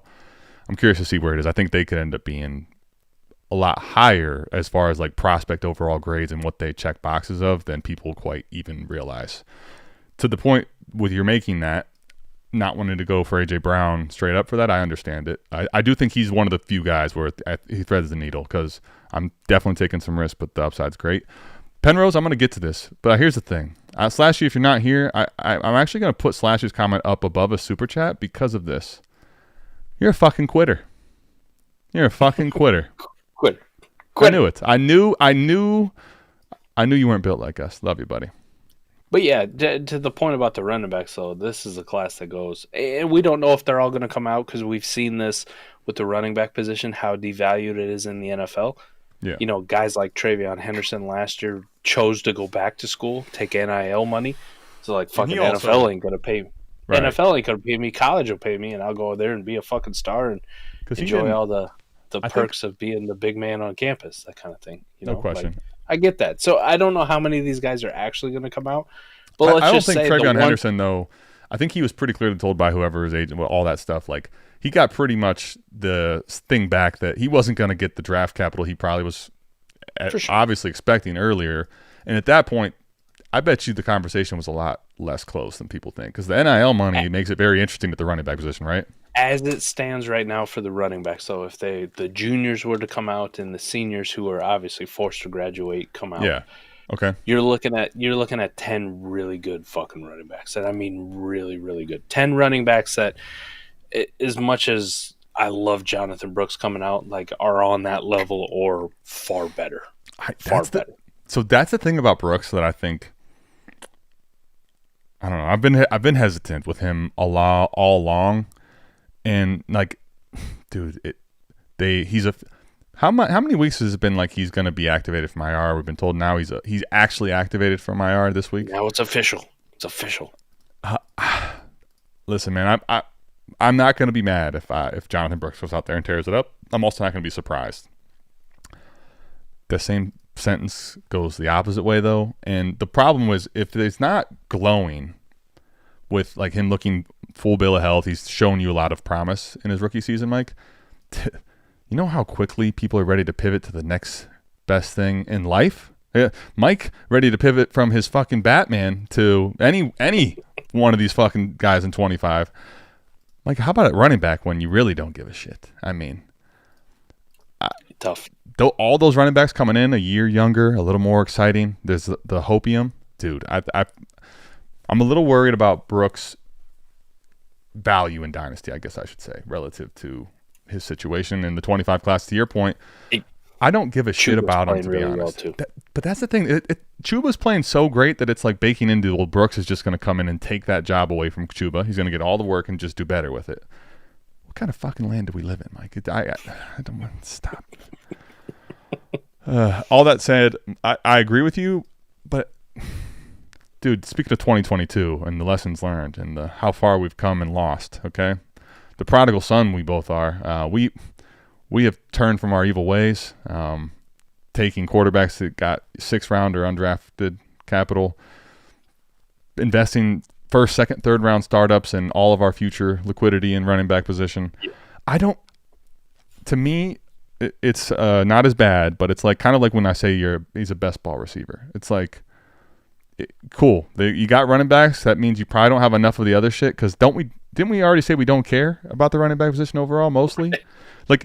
I think the thing that's still for me overall takeaways that I'm interested in the guys that are truly elite prospects. That's about it, frankly, as far as differentiating them from the field. Because then I just put them in the bucket of any tier. I do think there are several, though. To the point of the guys that I think are built different, I think there's a decent amount of them here. But Mike, my scare even there is this: if you get too much into the running back values in this class, I think what makes it different is there's not other better options. So it's not like you're truly going to be blowing your load by taking these running backs. But man, if an injury happens early in their career, are they truly going to be valued? Are they truly the Breece Hall type where they're going to come back and it's just here? You take the work. No. This is your job. Yeah. And if that's not the profile, dude, it's just a hard position for me to bet on. Genty is a different breed for me. So fuck, put him in a different class. But Genty is my love for Caleb Johnson. Obviously, is going to be up there. But to your point, most of the running backs past Genty. Right. I love them. I think they're all good. I used to love Henderson. I really did. But they're more if you want to go back in time, they're more on the level of J.K. Dobbins, Cam Akers, etc. Javonte Williams. Well, Javonte, I think Javonte's one I was just going to bring up. It's interesting you did that. It was a mind meld. I do think that these guys are better prospects and valued than Javonte was. Javonte kind of had that late ascension. But here's the thing. I think the truth is the way the NFL will treat him might not be any different, dude. I really don't think it's going to be much, right? But to your point, right, if they did suffer a catastrophic injury, here's your playbook of how we as the fantasy dynasty community then value them moving forward. And if you haven't seen the ETN, all the poor things we've been talking about with him, his brother's coming out. So, we got that going on. Oh, yay. He's Mike, let me ask you, there's a couple guys that I wanted to discuss since we're on the topic here. We did have this Penrose super chat. Let's get to this fucker too. Yeah, you know what, Penrose, we got $2 is $2, Canadian or not. Yeah. Olave and Waddle again, or a mid-late first for what? Was this an echo of this AJ Brown thing? No, just in general. Would you take? Oh no, I'm totally misread. 25ers. I'm wow, that's bad. I misread that to a. I'll take the player here, to be honest. Interesting. As much as they kind of fallen off. I guess, can I tell you the truth here? If you're telling me that you can kind of, one of my favorite things to do is rebuilding, Mike, is kind of window shop these teams and kind of pick and dissect them. If it's a team it's like Melo's team. It's roster baiters type team where there's a case that they're late, but man, do I think I at least can have mid could certainly be the case, maybe even better. Mm-hmm. If you're telling me there's a better chance that it's a mid, this team is not going to get a bye. If this team's not looking like a chance of a bye, right? And there's a very good chance they lose in that first round game where they maybe don't fuck around and make the playoffs. Because, dude, here's the thing. Everyone's ready to spend their first to a higher degree than ever. Dude, you know how much bro, the running back position already you're starting to feel it. Connor has lingering injuries. There's so many guys missing. Do you know what it's going to be? It's a bloodbath by the time so many of these guys that you're ready to buy might not even be ready to go fucking for the playoffs. If it's a team like that, I want the pick. If you're telling me this is a goon squad, though, I'm not doing that. There's no upside there because these guys, the value is they're not going to go low enough for. Basically, I'm saying this for certain. If it's a goon squad, I'm out. If you think there's a team that's middling that's you want to bet it against, I'm with you on the pick. I'll take the pick. But if you think it's a really strong team, I'm out. Just in general, I'll probably take the player, but you could factor in a lot of different things, right? To like you said, like how's the team? Is it somebody I want to bet against? Is it notorious dude who always starts out hot and then fades because they just don't have depth? And then how many picks I already have in the class, right? Like if this is my 4th first that I'm getting, you can play the leverage. You play the leverage game. Now I'm getting 4 firsts in 2025, so maybe I let Olave or Waddle go for that. I mean, listen, you don't have a mic, but I'll let you talk back to me. It's all right. Yeah, it has, but I mean, are you really? It's been 2 games. Like this isn't fucking some rookie that we haven't seen. I mean, come on, grow up. Yeah. Are you being serious? Are you trying to sit here and act like I'm judging him on a fucking I'm looking at him short-sighted? Mike just said he's ready to fucking possibly go in the grave. He's had a great career. What? Stop it. I'll say far worse egregious things than that, and I'll fucking miss. Stop it. I hear you, but that's the point. The 2 games or the 6 games, yes, it's all averaged out. That's the point. Like. He has a smaller sample size, but it's going on the average of each game. Did he suit up in the other ones? What do you want him to do? Love it. I love it. Trip Crown just fucking throwing it out there, man. Come on, Trip Crown. Just whatever you do, don't take any melatonin on me. Don't you fucking quit. Is Kareem Hunt worth buying for a late second? Good question. I think you and I talked about that on the trade show on Saturday. And I would say as a contender, it might be hot takey. I think he might be. Can I tell you this? It's a perfect segue because we kind of didn't. We should have gotten to Penrose's super chat. We didn't finish the running back discussion here. One of the things about it too, if they're not like that value insulated goon, just everybody wants him so bad, and he's not going to lose a ton of value. They believe he's chosen. Like, what if I can not do any of that and just just maybe spend a lot of money on the waiver wire and get Kareem Hunt, or even if I miss him, here. Instead of getting a first-round running back in this class that I have to carry dynasty value on, I can pay up for a guy that we've seen have this backfield before. Obviously, Carson Steele, any sign of life. I can get – how replaceable is running back? And, like, we're having a serious conversation with the number 29 Kareem Hunt back in KC as a fucking second right now. And it's not crazy, right? Like – no. You're going to carry the risk of – it's not. Let me ask you to the 2 people I was going to ask.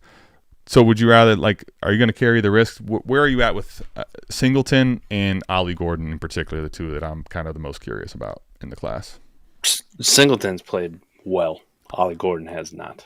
Yeah, Singleton also, too, he's been one of those prospects that's been very highly revered. If you played Devy or in that community at all, you know that name has a weight about it, Well, last year was bad with injuries. If you kind of want to make a correlation, kind of like Travion Henderson, where people started to forget a little bit. And then this year you kind of saw it, when he's healthy, holy shit. Like, that's that dude. But Ollie Gordon, maybe Ollie Gordon just a year late to that train, right? Ollie Gordon smashed last year and put his name on the fucking map. People were ready to put him ahead of everybody, right?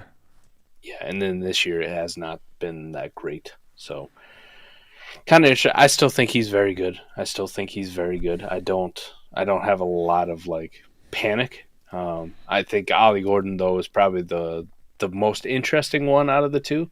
Yeah. Because if this continues for the rest of the year, it's like, motherfucker, I might get Ollie Gordon in like the late second, in the rookie drafts. Yeah. I'd be excited about. I'd be very excited about. Singleton keeps doing what he's fucking doing. He keeps having some of these monster games in primetime. Good luck. Yeah, well, I think the thing is, Singleton right now, unless something changes, like a serious injury, or I don't see him just randomly start fucking playing shitty. I don't think that's happening. So, yeah, the point is, I think he's pretty he's starting to solidify himself as going to get the draft capital, I think, and he's coming out, right? The Ollie Gordon thing, I think still he's so talented the NFL might say, hey, dude, you're going to get drafted fucking probably maybe round 2 even. So he comes – but he might be one of those cases where he could take the NIL money and pull a trail Go on back, us. yeah. Yeah. Now, they don't have Ohio State. It's Oklahoma State. They don't have, Ohio State could fucking throw a bag at anybody like it's nothing if they want you back. Hey, come on, man. They got that oil money down there. But this ain't Oklahoma. This is the state, buddy. You know about the whole Iowa and Iowa State thing, I get you. This is the Cowboys, not the good Cowboys. Well, sweet color combination, though. Black and orange is goated. Yeah, I'm not going to – nothing against the jerseys. A team I used to play with all the time when they were – back when I played NCAA. Everyone always playing now. Anyway, I guess I'm not. Would you take? So right now it's Singleton. Let's say he checks the boxes. Second round running back. What do you think he's going to be? Second, third? Wait, second or third. Yeah. The problem with the running back class being so deep, if all these guys were to come out, is inherently you're going to get dudes who slip into the third round, which people are going to knock for. Oh, they didn't get the second round draft capital like this guy. It doesn't mean they're that much worse. It just meant that the NFL had too many choices. So they're like, why the fuck did I take this dude, here in the second round when I could take this offensive tackle or something else that's going to have me and then get a very similar running back in the third round. So I think that's probably the biggest problem if you try to differentiate these guys on draft capital, kind of similar to the 2020 running back class when we're like, oh, Clyde Edwards-Helaire was a first-round pick, so that means he's better than Jonathan Taylor and Cam Akers and J.K. Dobbins and like all these other dudes. And you're like, no, it doesn't. Just meant the Kansas City Chiefs took a shittier running back at the top, and these guys actually wound up in better situations. Yeah, and they're to start the fucking season, right? Wasn't Antonio Gibson the third-round pick to Washington, the best running back producer out of that class? Well, just so happened that he fumbled. Yeah, I mean. He had two top 12 finishes at the running back position, despite being a receiver. That'll get people. Sometimes people don't have to have all the traits of a certain position to be that. Justin Fields, I don't know if he fits that bill or not, or A. Rich or some of these guys that run, but whatever. That's a fight for another day. How about the other thing about the running back position that I think really you want to kind of talk negative, get people give them some real that they don't want to hear. You know how many of these running backs, let's say, give me just rough estimate that you feel good about. You said, I think it was what, 8? 10. 10, okay. If they were all to come out. All right. Now, Mike, can I tell you one of the things about that is it's been fun in a bad way. You know how many of them are just going to go to a spot where there's already clearly a guy we rather have or somebody else there, and it's like, you motherfuckers. How about Braylon Allen? He doesn't even go. He goes around 4, but we're gonna still push him up, Mike. Or what about? Let's see. Trey Benson went to the perfect situation, and we'll decide to lean into him because it's the anointed one. He is the third round running back that's gonna for sure take the work, and this is his job to lose. Like you're gonna get that muddledness where someone's gonna get in a spot. I'm not saying Benson wasn't a better running back in this class. This class was shitty at running back, but the point is you're going to have landing spots that totally fuck this thing over, as well as the DC of where these guys end up. So it just, to me, is, again, it's like the best ball wide receiver conversation. Like, I like it. I probably don't care really all that much, frankly, most of the times about the running backs, because the 23 running back class will always haunt me. It will always haunt me. If the 2020 didn't enough, like speaking of Halloween, ruin your life. Yeah. Dude, 2023 was, Mike, I was investing in that class since 2020. I was taking those picks as soon as they became available on Sleeper. And guess how many of those running backs were like outrageously different? I mean, Bijan's already, whether he's anointed or not, I saw someone made a good trade and away for Bijan, and everyone in the comments in that league was going crazy how he got fleeced because people still aren't ready to hear that he's not necessarily like 101 worthy first round pick in startups anymore, right? Like, I'm not saying he's flamed out. There's plenty of guys that weren't Bijan that you thought so highly of the prospect profile. They're fucking it's over, buddy. You know how long ago the 23 draft was? It wasn't that long ago, man. And there's some that, are just ended up being good change of pace or spellbacks. Right? Sure, right. That's kind of how it worked out, right? Like you and I both like Charbonnet, but as long as Kenneth Walker's fucking healthy and playing in Seattle, he's the perfect example of what I talk about. Like if Sharbs went to a landing spot where Kenneth Walker wasn't there, buddy, me and you would have got on this like stubborn, bullish fighting people for him. But he went to the worst spot, right? He did. Eric Gray ended up being nothing. Terrible. Yeah, he ended up being fluke. Zach Evans, hardly knew you. Zach Evans was the elite of the elite. Zach Evans was like in the conversation. He might be. He's got his concerns, right? For sure. He goes. What was it, sixth round? Yeah, sixth round of the Rams, and can't even get on the field, man. They have another day 3 pick that's pretty good. I don't know if you heard of him. But one of your favorites? You had a shit ton of them. Abanikanda. He was the guy that was lately sneaky. He snuck in late to the party. He was very athletic, and the Jets also are a team that needs to be talked about. They drafted about 6 of these running backs that we kind of liked, athletic profiles the last 3 years, and they've got 2. One of my favorites in the class that now every time he gets run or scores a touchdown, I get fucking visibly angry and throw shit at my TV. Roshan Johnson. Like, what the fuck is DeAndre Swift out in there for? You know what's crazy about Roshan is like with him, it was just he's so close to great and elite. You just can't realize it because this is football Jesus that you're comparing him to, right? Like when that's the thing. But really, when you start watching him, he's got all the traits. He kind of just so fluid. Man, I feel like that word especially, I guess, is molasses fluid? Like, yeah, but he's trying to sell me on fluid? Come on, man. He does not move. He doesn't move anywhere near, I think, the way that he was being sold to people. Like, I was kind of being sold that this guy's a really big back that's extremely shifty and move. Like, Braylon Allen kind of has that when you see him run, right? I don't see that with Roshan really at all. I've never really have, frankly. Well, and then you had a promising rookie year from Tajay Spears, a guy that we liked, but then they go out and they sign, Tony Pollard and make him fucking irrelevant. So it is what it is. This is the way of the running back position.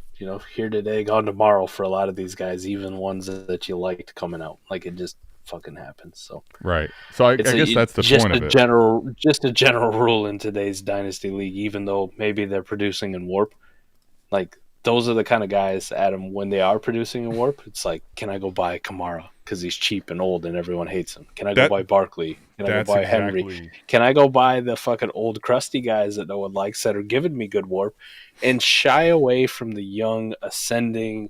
Maybe the value isn't all that there because they're so few and far between. Like you and I last week were killing Breece Hall, and here we are next week. Like, is he back? Can we just forget about last week? We're killing Bijan Robinson, and maybe he goes out next week and he runs for 200 yards. But those guys are so few and far in between. Everybody else, like, how great do you feel about your Achane takes? With the Tua injury and what we've seen from him, and now Achane's got a concussion. He was never he's a 187-pound running back first and foremost. Okay, exactly. Mike and I dunked all over that before the draft just because that's what we do. That's an enigma that we typically in process are just like, brother, what come shy on. Away from. Yeah. But the point is, even if he ends up having a good role and he has elite upside, that's all good until it's not, right? And I'm still bullish, but Mike, that's probably because I have so much of him, right? It's not because the market's hot. It's not because he's a great asset.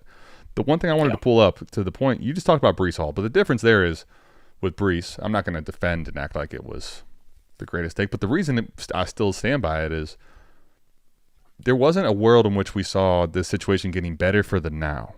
Because the conversation here ultimately comes down to, at this position, I am willing to discount and not give a fuck about the dynasty value, right? Ultimately, in the game of dynasty, that's the biggest thing that gets convoluted is like, where is the value really in the player, in the asset? Ultimately, you can move it for however in the market, but the running back position, dynasty value, outside of guys that are just built different, it's not forgiving at all. It literally can go to fucking zero in a hurry. Najee Harris had an unbelievable rookie season. People still were like, they were indifferent. There was difference polarizing on if they thought he was a good player or whatever. But Mike, he was being drafted very highly. This guy is still getting work and playing is fucking terrible for Dynasty asset. Awful. Like, I don't care about the Dynasty value. I really don't. The only way I do is if I can tell you that the name and the market and the way they're going to react is not to kill the guy because he's young. That's the only scenario, and even then, like, can I trade that for 2 players that don't have any? I'd much rather go to the value of I don't have to pay up for the position, so devalue the Dynasty side, put it all in the production, and if it goes to 0, then I'm fucking dead. It's a dead asset, but I don't want to invest heavy capital into it at all. The point I was going to bring is there's a super chat here that I think needs to be brought up again, because look what he did. Stro, I'm going to stroke you. Just finish that with a KE. You got someone to take this. The whole idea here, right? I'm not telling you McCarthy you can't have your thing for. Braylon Allen's a big piece in this deal. Mike, he's not even the running back 1 on his team in all the points we just made. Like, the path for even him to get that crazy thing is not there, let alone stay. I don't know how you get those deals done, but if you can, I think that's been a move that is exploitable, even though we talk about it forever. We've talked about this for over a year now, Mike, believe it or not. Like, we've come around, and it's been for a while. It's still the best way to approach the position, and overall the masses aren't adjusting to where it's, like, not beneficial. You still should be, I think, timely getting out of here because I can't talk, but timely, like, if you can wait a little bit longer and start investing in some of the guys that their floor can go to 0, but they can give you top 10 running back weeks. Like right now, David Montgomery. Listen, I like Jahmyr Gibbs. You and I love Jahmyr Gibbs, all right? I know you've been pushing on Monty, pushing back. I get it. David Montgomery right now is smashing in the situation he's in. You don't have to pay a first. You do not have to pay a first. Those are the type of guys that I think I'm interested in, Mike. I don't want to pay a first, and I want the upside of just absolutely killing production. Joe Mixon, James Conner, Derrick Henry, Alvin Kamara. None of these dudes cost fucking first in the offseason. Yes, Chase. Close. Well, I assume you're talking to everyone else, but how can I help you? You can help me by peeing for me. I was going to say, yeah, it's time. My bladder is dead. All right. All right. If you didn't catch it on the beginning, we'll end it here. We love you. We'll see you back here, same time, same place for AMA. Make sure you're tapping in to all the content we have here weekly, man. We got a great lineup, great cast of people, content daily. But we'll be back for AMA next week, Mike. We love you. We're out of this thing. Peace. See ya.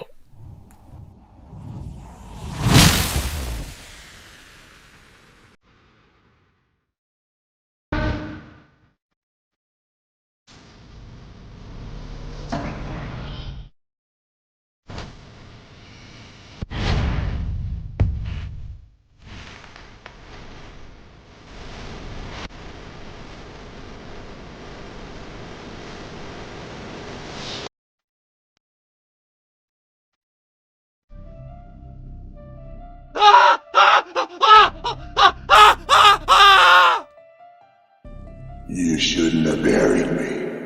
I'm not dead. Take it serious. Yeah. Hello, Michael. Hi. This is your wake-up call. What's going to happen? I'm afraid that was a wrong answer. Oh, shit. What's happening to my face? Hey, yo. Burning me?